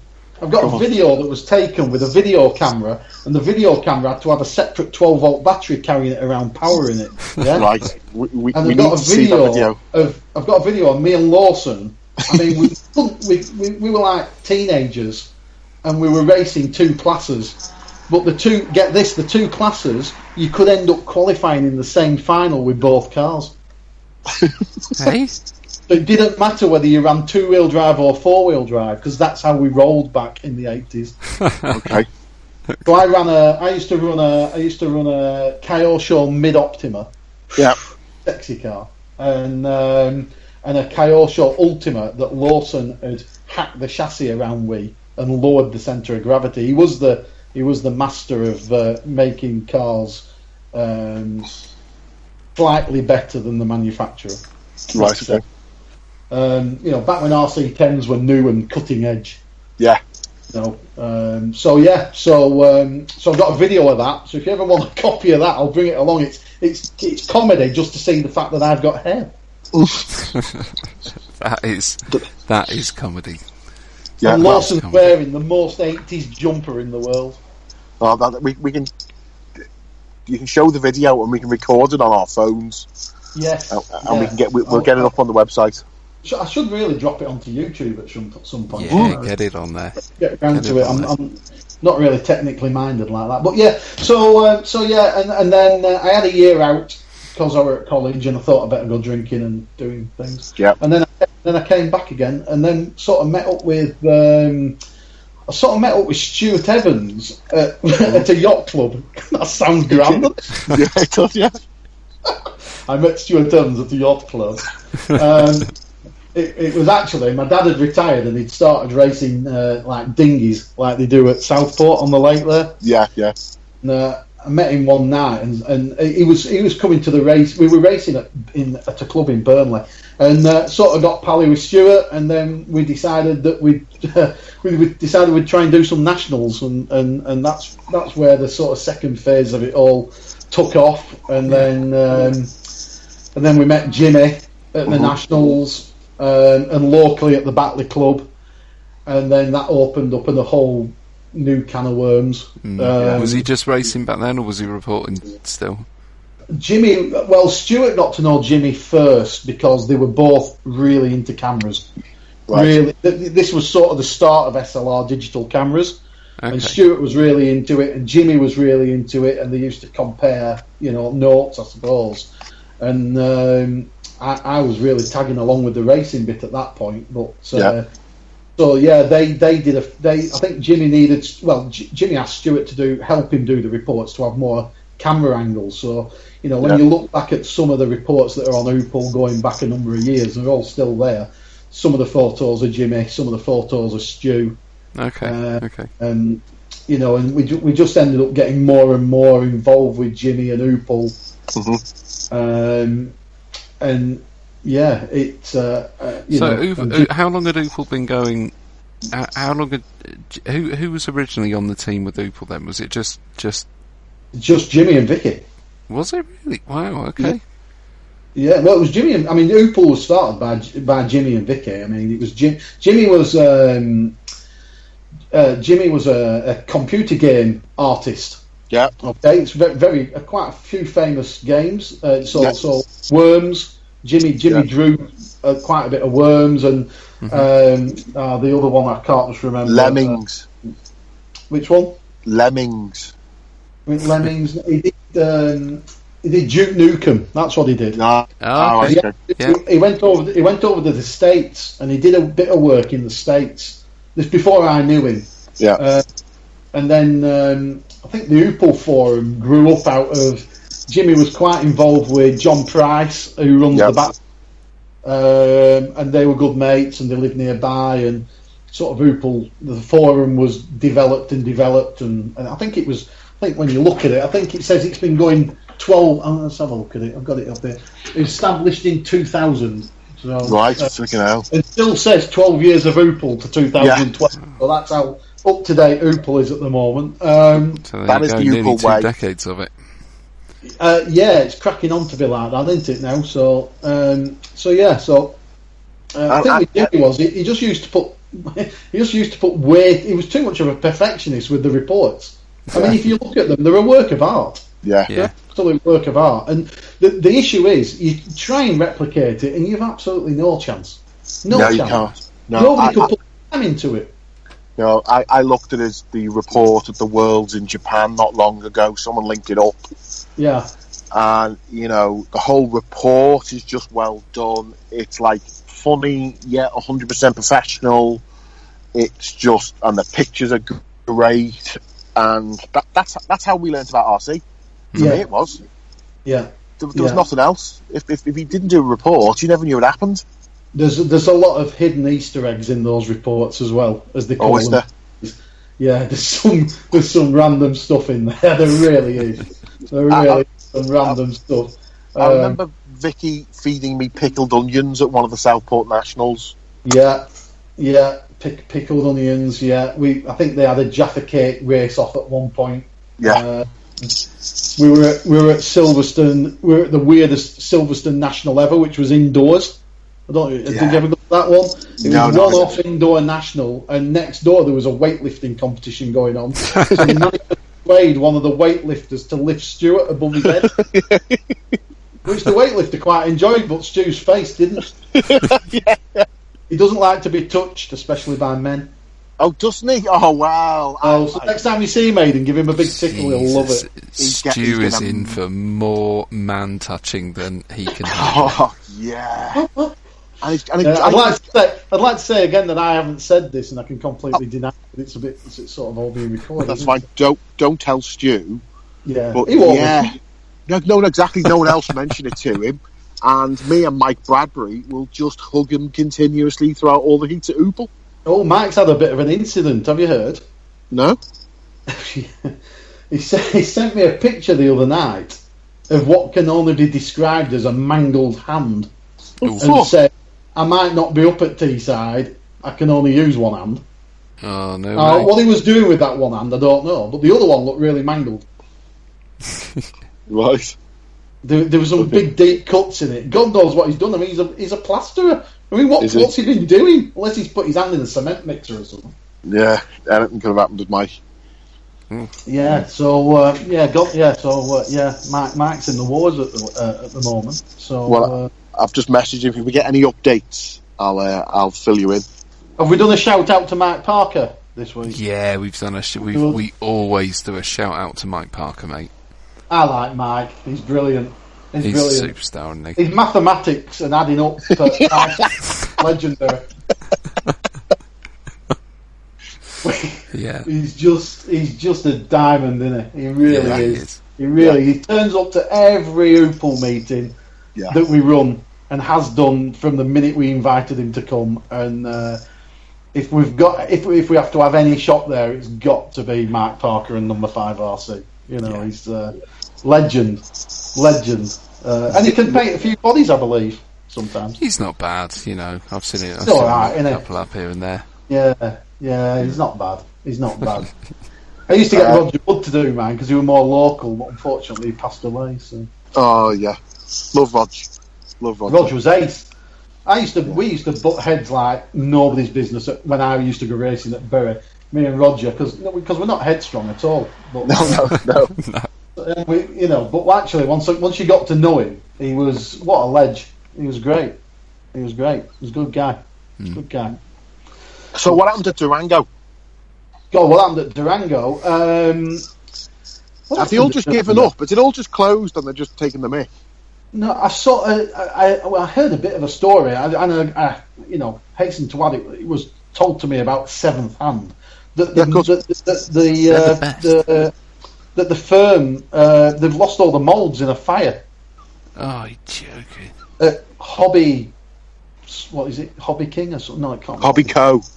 Hobby Co. Well, whoever owns the whole shebang these days. Right. Apparently they've lost the moulds. I mean, it all went wrong a little bit when Revell took over. That was when I left. So when it was Durango and it was Adam Skelding and Chris Doughty, the legend that is Chris Doughty, and those guys running it from Ashby de la Zouch, which always sounds foreign, but it isn't. Yeah. They had a great website. You could buy the parts on there. I mean, it was ahead of its time. And then Revell bought it and shipped it all to Germany. And basically, there was no communication for about 3 months with any of the drivers. Right. To the point where it was radio silence. And it was just like, well, what's going on? What's going on? And you just didn't get anything out of them. So I just rang Alex Springer and said, can I come and race for Team C? And he said, yeah. So and that was that. But I've got, what have I got? I've got 2 full cars sat in front of me, all ready to go. I love the 4-wheel drive Durango. It was immense.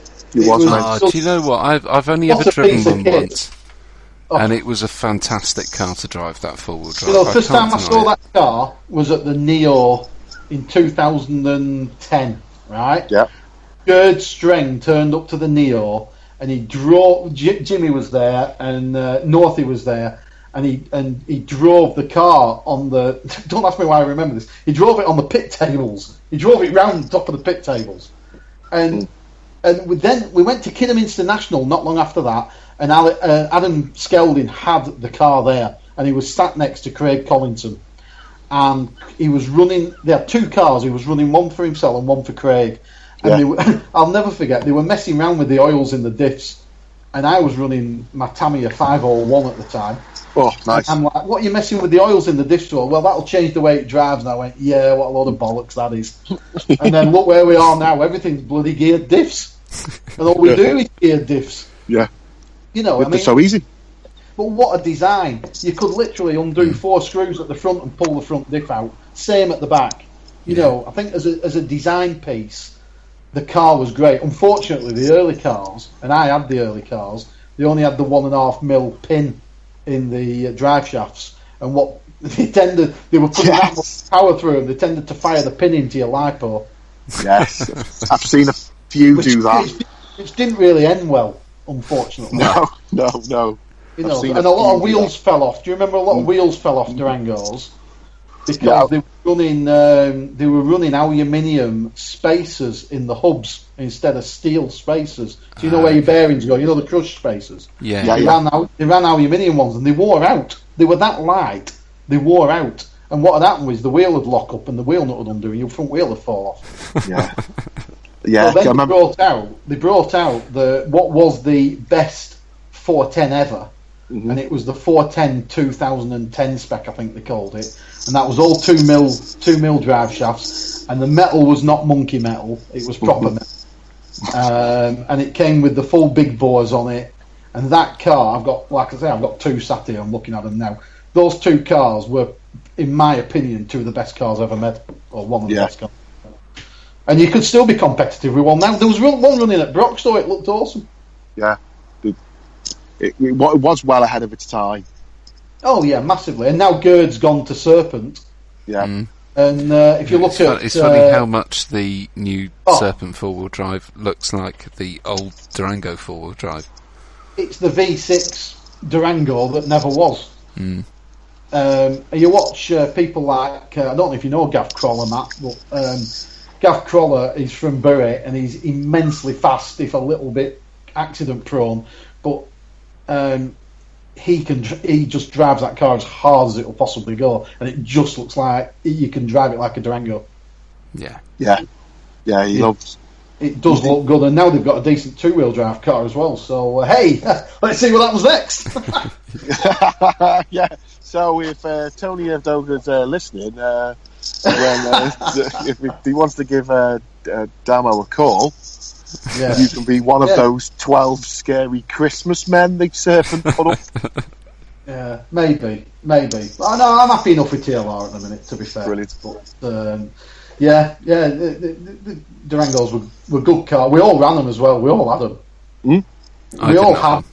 We all really. All the west and northeast guys had them. I mean, at one point there was no cars out there, but 410s, and then it's a bit like. Don't you find that like 2 seasons ago, Schumacher hoovered up all the drivers, and everyone was running a KF2, and a Cat, and then X-Ray come out and they hoover up all the drivers, and everyone's running an XB4. You know, a bit like if that we're might be a running the little PR bit at the different moment. than running the minority class. Yeah, the XB4 was a great car though. Yes, it seems to clearly be the best 4-wheel drive out at the moment. Yeah, the XB. Yeah, it's a strange one, the XB4, because some of our lads have got them, and Northie's got one, Matt's got one, Matt Bateson, brother-in-law, and they do seem a little bit fickle to set up. That's all I'd say. Right. And they do seem a little bit like they don't like bumps all that well. Right. So at the EOS and indoor tracks and flat tracks, I think they are the car to have. I'm not sure on a bumpy grass track at Teesside it's going to be the best thing in the world. Yeah. Right. Yeah, okay. I actually tip Lee Fraser and his 22.4 on the grass to go quite well. Okay, you've I heard think it the here car first. might be more suited to it. So no pressure, Lee. No pressure, Lee. I'll You've send not this got to directly beat to... Lawson. No, you've got to beat Lawson. That's what we all think. And of course, I'll have the Piece de la Resistance, which is obviously the TLR short course truck. Oh right, yeah. I know how you like a short course truck, Aidan. He does love a short course. What did you call it? A waste of plastic. Yeah. I think they. The most important thing is, let's get this out. I don't want to upset you like I've upset the entire Northeast region this week. Fine. The 4-wheel drive ones look better than the 2-wheel drive ones. Yeah. Yeah, and the 2-wheel drive ones. I had your old Durango 4-wheel drive short course. Yeah. So yeah. I suppose I have driven I have had a 410, but it was a short course. Still nearly gave me a hiding at Broxton in the hands of Jim Dixon. Because that's my old car, the one that Jim's running. I've lent it to is him. it? And all the rest, I think Jim, Matt and Stu, and then Northie, because he borrowed it. They're all, one of them's mine, one of them's Jimmy's, and the other one is a guy called Mark Sutcliffe who's gone missing. Right, yeah. So all those trucks are Durango trucks, and I tell you what, even though I thought I'd have a massive advantage with a brand new lossy truck, it's made absolutely no difference. That Durango truck is still very competitive. Yeah. As Adam there was a Skelton massive will testify, he beats me every year at the International. There was a really big short course truck following when I first started going up to Mendip. There was, they used to get at least a couple of heats of them every week on a cup day. They'd have a couple of heats of short course on there, and I think what happened was, didn't MB have a load of really cheap ones they were flogging off, or someone had a load of cheap ones they were flogging off? Loads of people bought these 2-wheel drive Durangos, and then gradually over time, the 210 wasn't very good. They all broke, and nobody can get the bits. And bit by bit, they've sort of whittled their way out. But the 210 truck wasn't. I mean, well, it was just a 210 with some long wishbones on, which were never going to work very well. But we'd done the RC10s to death at the Opel series, to the point where there was only 4 of us left running them. Although it feels a bit like that with the short course at the minute, but. All I'm waiting for, Damo, is for Associated to bring out the T6, and I'll have a truck for next year. Do you know what? For the International, we've got 22 booked in, and we've only space for 24, and we've got 22 paid up trucks in the meeting already. So, and we only put 2 heats onto the truck. If anybody wants to lend me a truck, I will fill one of those other spaces. But I haven't got a truck myself. Yeah, I mean we're trying to split the class as well between 2-wheel drive short course and stadium, and 4-wheel drive short course, because it is. We've tried to keep the heat separate, but I think at Teesside there's only going to be about 8 or 9 trucks there, so we will probably put them in the same heat, and we'll just have to tell the guys with the 4-wheel drive ones not to barge the other ones off the track, which will last about a minute. Because you know, me and Birdie will be charging round, you know. But I quite like them. They're good fun. I like them because they've got a proper sort of car body on them. Yeah. I know it sounds sad, but I do. I like the fact that you can nail them to death around the track, and they just take it. Yeah, without a doubt. I was as quick with that short course as I was with my buggy at the time. Yeah. What's interesting, you know, they just land on the wheels. They're 2-wheel drive, and it works quite well, doesn't it? Apparently. Yeah. You know, there's quite a following for the PR one, and the Stadium XB2 truck, is it, Aidan? Yeah. That seems very popular. I know Colin Kirkham and his lads Ben and Ollie, is it? Yeah. They're booked into all the meetings, and the one of Ben's looks really good. Really does. I've watched a few heats with him in, but we'll see. It's a bit of a fun class, you know. We could probably fill another class with normal buggies, but then we like to have something a bit different. Yeah, and if you are running a truck, it's a decent series to get into, you know, because you can travel the country knowing there'll be a heat of yours, or 2 heats, or even 3 trucks. I always fancied doing a short course national, but I never got there. Jimmy won, because the truck the 410 truck that Jimmy had is the one that was used on all the box art. Oh, right, okay. I'm staring at the body shell now because that seemed to have landed in my house. Take a picture of it and post it on the Big Blue Tent page, Damo. I will, yeah. It's not on a truck though, unfortunately. I've taken it off the truck because it was starting to get damaged, because Matthew ran it last year. But it is the box art truck. But Jimmy won, I think, either the first or second short course national ever. He won the A final. So it's still got the number 1. I'm pretty sure it's still got the number 1 on it. Perfect. And that was his claim to fame, that he won a short course national. Nice. So, you know, it's 2 years almost to the day that he passed away. Yeah. We yesterday, I think. We shared a post in the Big Blue Tent closed group. Yeah, there was a lot on Facebook actually, and there was a lot on. It's nice for people to remember, you know. It's good. No, he's not someone you can forget. I think not easily. He had red hair. Came into contact with him. You know, he was a character, and he, like you said, he just put a lot of time into something that us weirdos love to do. So he's missed, I think. I'm not surprised there was a big reaction. Yeah, no, he was certainly unique. Yeah, well, we had a great funeral. We did, yes, you were there, weren't you? Yeah, of course. Yeah, I don't think anybody else is going to have a funeral quite like that one.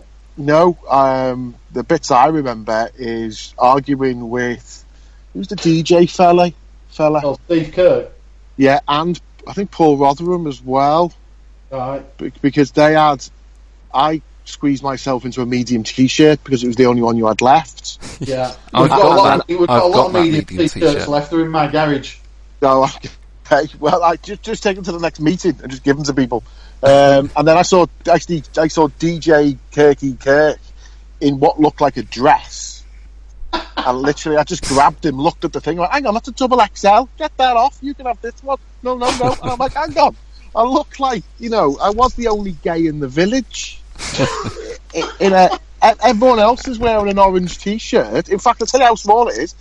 Guppy's, if that's the one Guppy wears, you know. Yeah, it is. Yeah, it's the one. Yeah. Because it started great for us because we drove up. Me, Tommy, and Eric came up, and we stopped at a pub just round the corner first. Awesome. And we were sitting there, and I've never seen the biggest selection of Yorkshire pudding. And there was 7 types of gravy. It was a glorious day. There were 7 types of gravy. It was a glorious. It must have been 30 degrees. Yeah, it was warm. Right? It was warm, and people were still eating 4 ton of carvery. Yeah, that sounds like Yorkshire to me. Yeah. And then who else we bumped in? I'm going to say his name's Peter. tall, thin lad, takes a lot of pictures. And I went, well, he must be one. He must be us. Something to do with it. And Emma goes, why? And I went, well, because he's getting undressed in the pub car park and putting an orange shirt on. Do you know? He's definitely with us. It was a well, be careful what you say. Great day. It was obviously a sad day, but it was it was good send off. It was exactly what he wanted. Can you remember what the stickers said on the coffin? Oh, Do you know about this, Matt? No, mate, I didn't. So the coffin was stickered up with Opal stickers. Yeah, okay. It was, yeah. The two biggest stickers on the front just said bollocks. Yeah, No. it did. Yeah. And then we gave him a procession with 3 RC10s driving down to the chapel. Yeah, and it was really long down a hill, and all the other services had finished. We were last on. And then what probably nobody realises that me, Northie, and Jimmy were driving the cars. We drove them all the way back as well, on pavement like kids, all the way back to Vicky's house. Nice. It was an interesting day and a sad day, but we can't. If the bit I get is there was nothing else. It still is the main hub of information. You know what I mean? If Southport as a club are putting a date up, we go. Well, it goes on Opal before it goes on our website. Yeah, I'm sort of surprised in a way. I mean, I'm surprised in a way that there's nothing much else out there.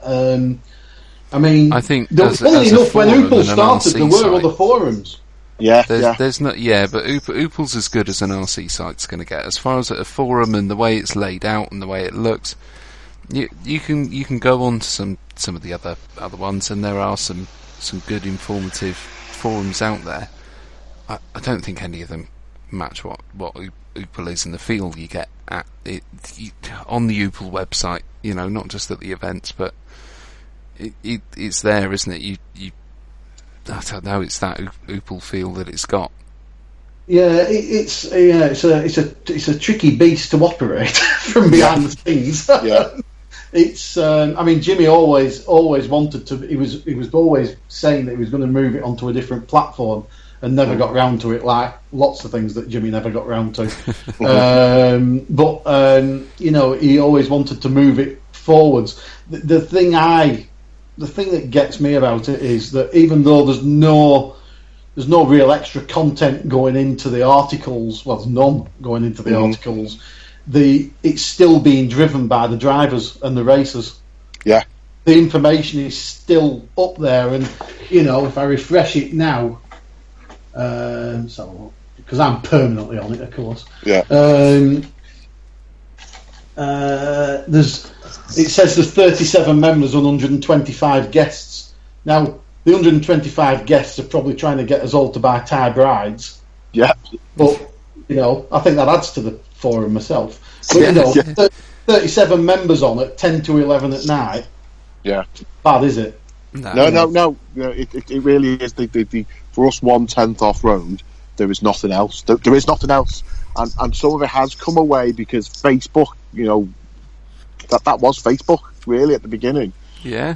Facebook is now in everyone's hands. Clubs, we feel like we have to use it because that's what people use. It's a funny one, Facebook, though, isn't it? You can't search for stuff, can you, very easily on Facebook? I always find.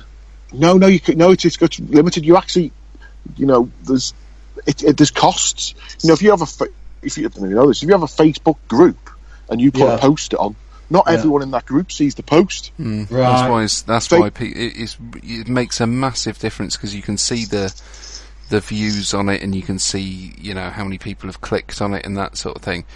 If one person shares it, you go from 20 people seeing it to 400 people seeing it, and if 2 people share it, you get 1,500 people see it, and it makes such a massive difference. Those little, just someone sharing a post boost the numbers on it and the people that see it.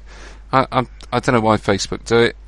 I guess it pushes people to be a bit more proactive on there to get other people to see things, but it is a bit of a pain when you're working to advertise stuff and try and grow obviously me and Aidan are trying to do the stuff with the Big Blue Tent. We're doing all the podcasts and the website and all the other bits and bobs. It is a bit of a pain when you go in, I don't know, without sharing this repeatedly myself, how many people are going to see it. Yeah, I mean, we've got a page for the International that Stu started quite a bit ago. But when he posts quite a lot of the pictures that he takes at the Oopel Series meetings. Yeah, it does. Yeah, he posts on there, and I don't know how or why, but you'll suddenly look at it and it's reached 1,200 people. Yeah, that sounds a lot to me. From just doing it off. I mean, Stu basically does it off his laptop at the meetings, assuming we've got Wi-Fi. It always. I don't know. I'm always quite impressed on how many people it actually gets to. It's just a bit of one of those weird and wonderful things, isn't it? How it works. But going back to the forum, I mean, it's people are still posting on there, and I guess as long as people are still posting on there, it'll carry on and on and on and on. We've got Vicky sorted out somebody to administrate it, so I don't think because it had a bit of a tendency to fall over quite a lot. But I don't think I've seen it fall over at all recently. No, it has got better. And it used to be really, really slow as well. You'd get days where you went on there where, to go from page to page was a bit of a ball ache sometimes. But that seems to be a lot quicker now. It does seem to be a lot smoother to get through it. But what I love about Oopel for me, especially when I was very fresh to, I wouldn't say RC, but very, very fresh to racing, and changing shock oils was alien to me back then. So to be able to go somewhere like Oopel and be able to ask a question or something like that, it was great, because there's always a massive amount of people on there that have got a lot of knowledge, and you'll an opinion. The right answer at some point. Yeah. If you sift through enough of it, you'll get the right answer. Yeah, try them all. One of them's going to work. Yeah. I mean, there used to be a bit of issue with keyboard warriors on there, but it seems to have quieted down, to be honest with you. I mean, we did have some really interesting people from the States on there once over. I think he was called B-Mag. Oh yeah, I love him. He was just one crazy guy. Northy befriended him. We tried to get him over to the International once, but we never managed to actually get him there. But it is what it is. It is what it is. What's the plan for the International then this year? Plan for the International is we've changed it up a little bit. In that I don't think we're going to run the infamous beer race. Oh, right. No way! I was actually looking forward to that. Well, we've decided, Stu, decided on having a 3-hour enduro race instead. Nice. Okay. With a 3-hour cars. beer enduro race. Well, yeah, I'm sure I can probably edge some beer into it at some point. Okay. I've got to be careful with the kiddies. Yeah. But I tell you what, the best thing we did last year was the kids' race on Friday night. I don't know if you saw it. I interviewed them all on the rostrum, and every single one of them actually spoke to me. Yeah. I just thought this could either, never work with animals and kids. I thought this could go really wrong. And they were all really, really good. Although I think there were a couple of ringers in there that were a bit too... Because it was supposed to be for kids who'd never raced before. Right. And I think we had a couple of ringers in there, but, you can't stop them really, I don't suppose. Well, you can. I found the shotgun stops them fairly easily. Yeah. There's far too many quick 11-year-olds. Yeah, so yeah. So that were good. International, we are, as I speak, on the 31st of May, fully booked. Pretty much. Fully booked in 2- and 4-wheel drive, with 2 places left in truck, which Guppy's just taken one of them. And I think we had 7 teams paid up out of 12 for the Enduro, but as Gups messaged me during the week, I think what we're going to do is we'll probably make some teams up on the day, because people will want to have a go, and we can just probably just make it up as we go along, pretty much like we usually do at the International. Everything's pretty much on the hoof. But the other big news as well we've got this year is we've got Michael Orlowski coming back. Yeah. Defending the championship.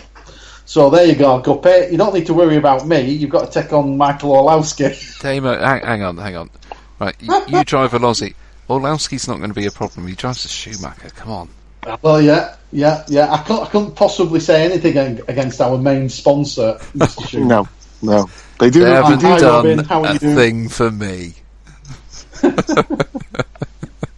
But if they wanted to do a we've thing got for some. us, To be fair, and I know I'm probably sound like an advert, but we have got some cracking sponsors this year, and we've got more than ever, and it's great to be supported. You know what I mean? There's some guys out there. We've had loads of prizes with the raffle. In fact, my office I'm sat in is just boxes and boxes of prizes.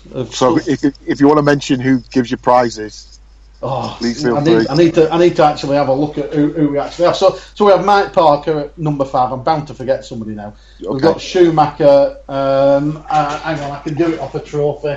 Let's have a look. The B final winners trophy at Robin Hood Raceway. I'll have that.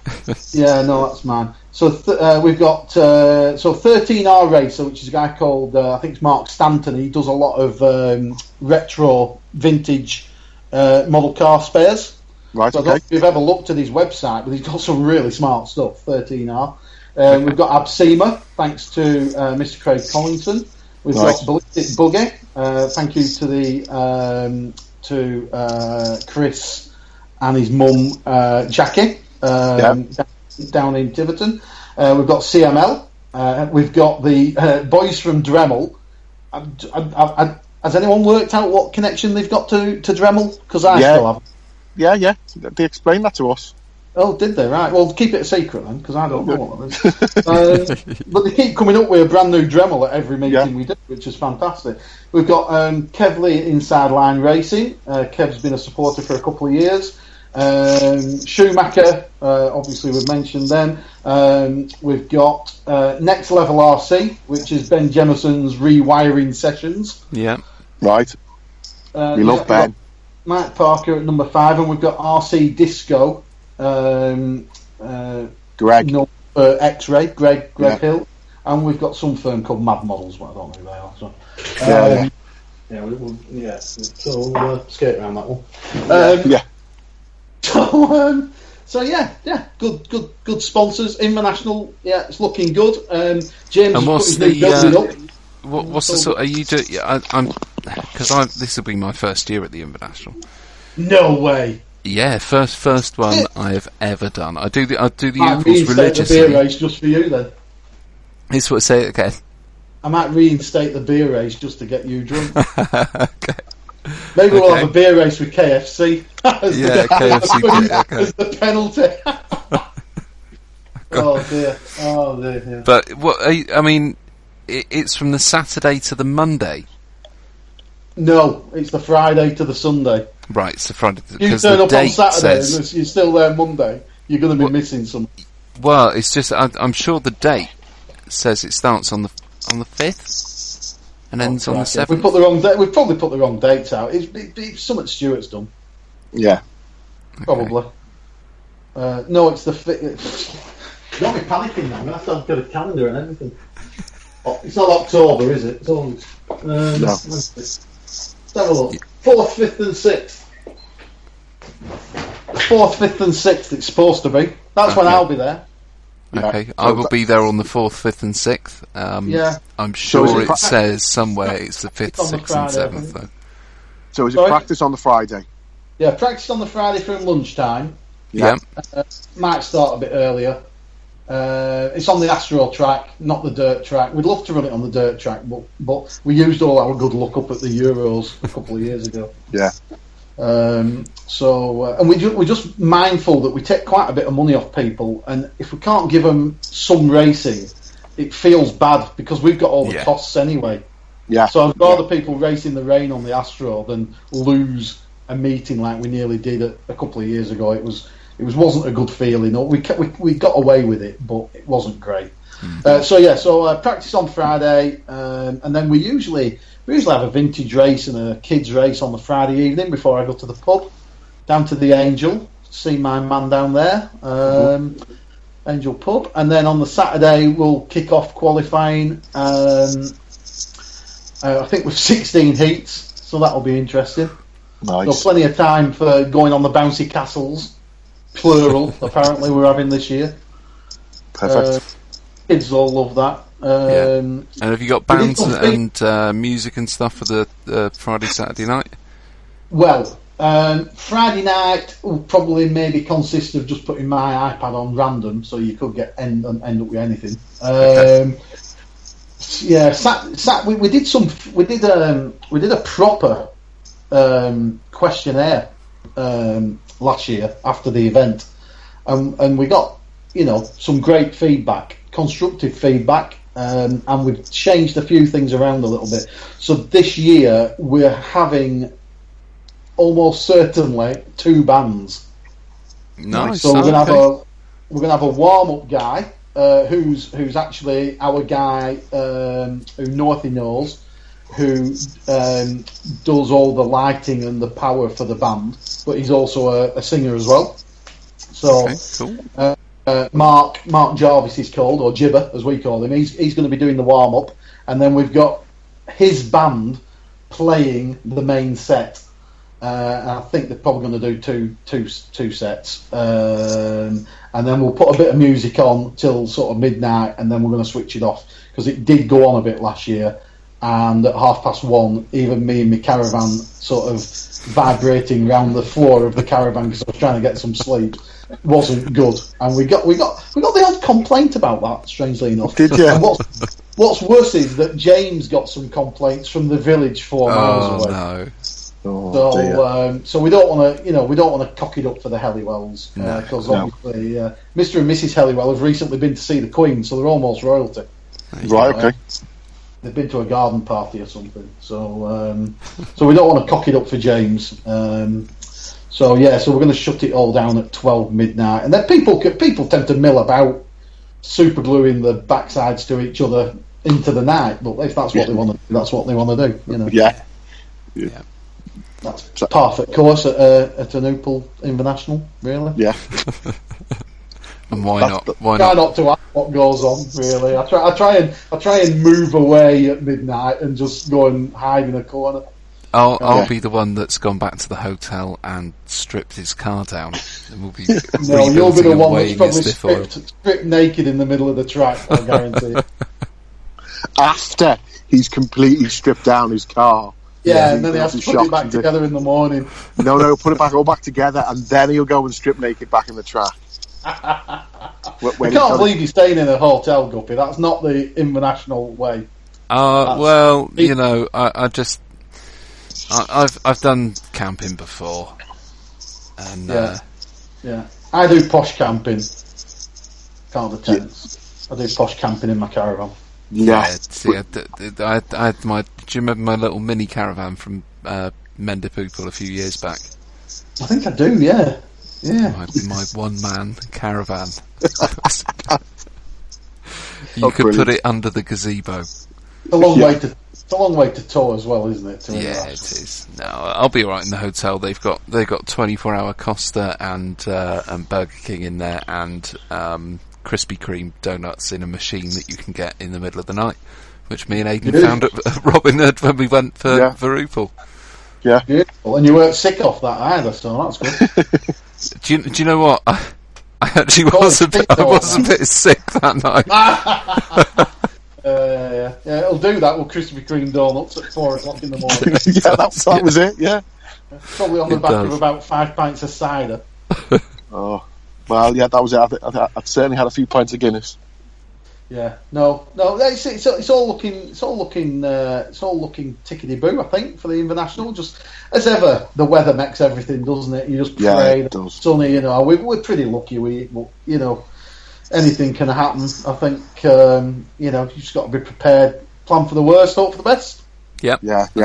And the tracks you pick for the Opal series, especially Berry copes really well if there's a shower. Yeah. Southport's track's lovely if there's a shower. The problem is you're in 6 inches of water hitting. Yeah. That's the issue.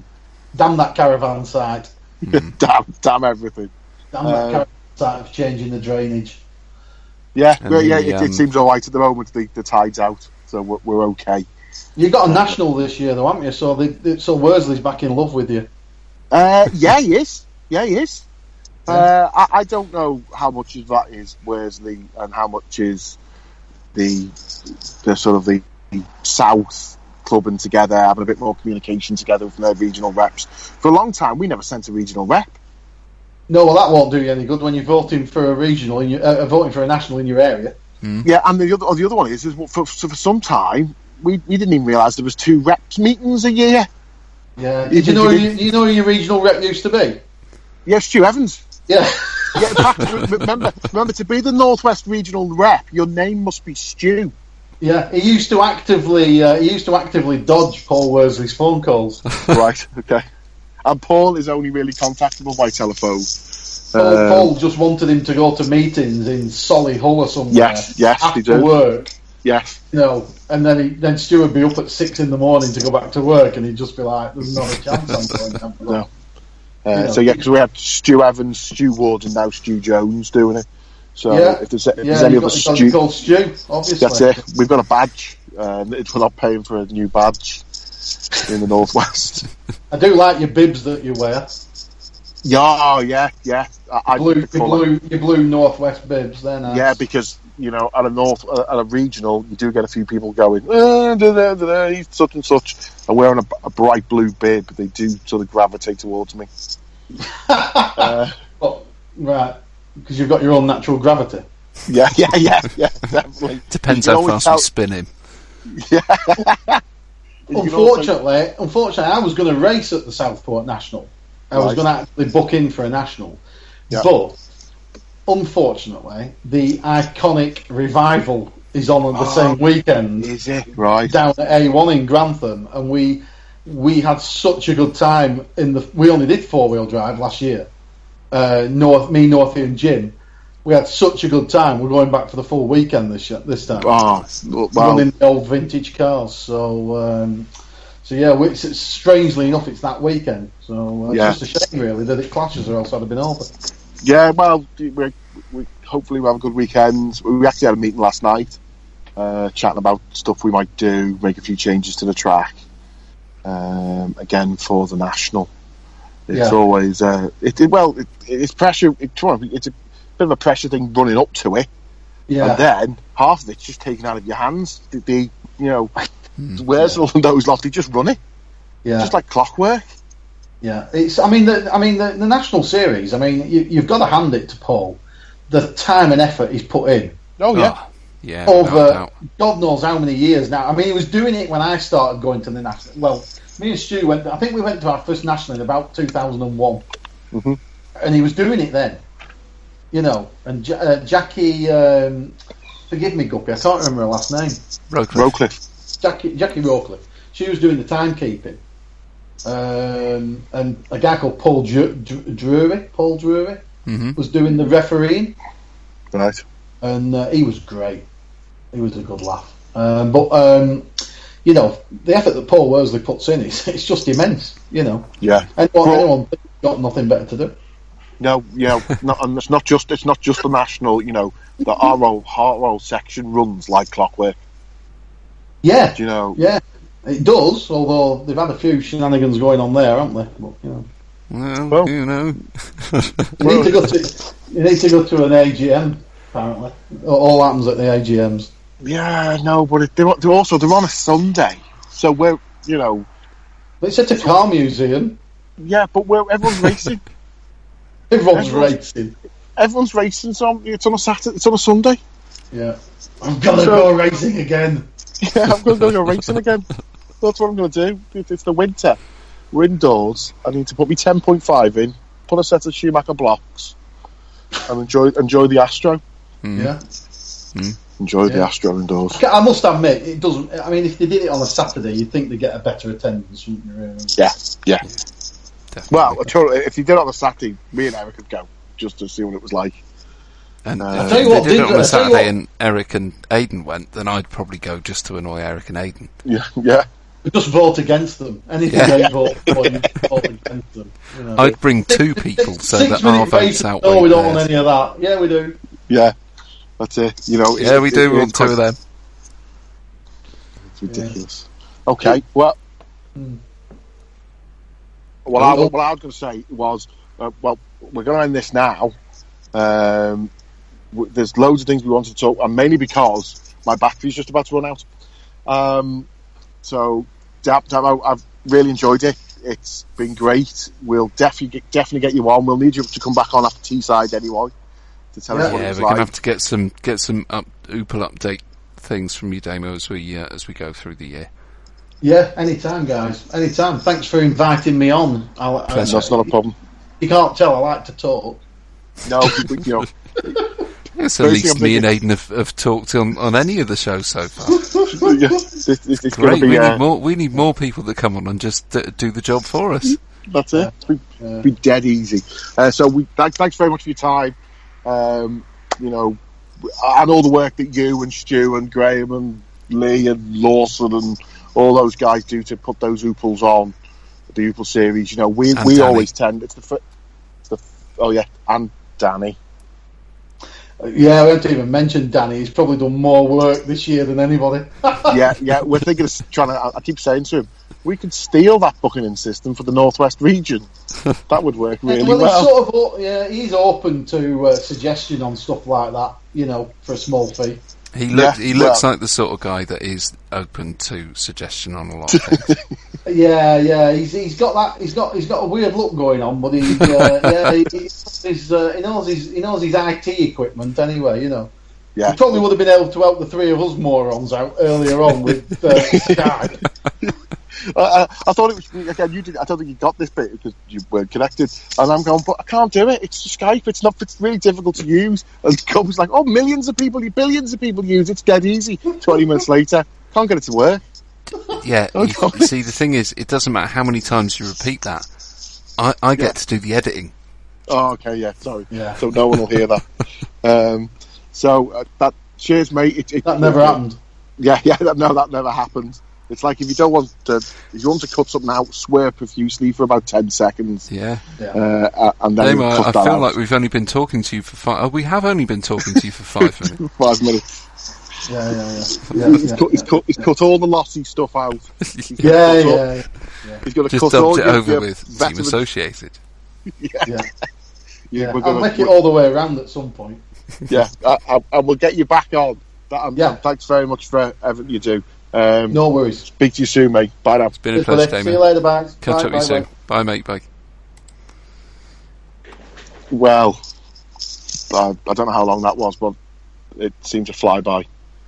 It did really seem to fly by, mate. Before we go on, I'm really, really sorry for everybody for the technical stuff that we had through there. That was a bit of a nightmare. Don't know what happened. I think something to do with 3G, 4G, and Aidan sitting in dodgy car parks. We'll work on it. We'll try and figure out what happened, and I'm sure we'll be back up together and running properly for the next one. Okay. But what a fantastic bloke Damo is. Yeah, lovely, really good. Clearly great. Could have carried that on for much longer, and we need to get him back on after Teesside for a quick catch up and a review on that one. And the Mendip, and we've got our Berry coming up, and there's the International which we spoke about, and all sorts of stuff. So it'd be good to get you back on, Damo. And thanks very much for the hour and a half, or maybe just a bit more than that you were on with us tonight. Really, really appreciate it. But that's my idea for the section. At Mendip, we'll do Facebook Live. Okay. We'll just sit in that pub and just put it on, and we can just burn all through our data. But so that I really enjoyed it. I am literally going to get cut off in a second. So I'm going to say thanks very much for everyone to listen.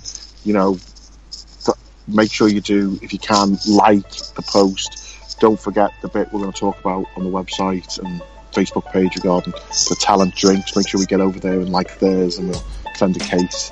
And we'll just continue to do these, mate. Yep, we will.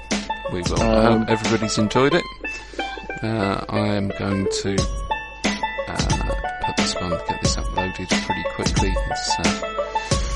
It's 20 past 11 now, so yeah, I'll get this one uploaded pretty quickly, and we will catch up with everybody next week.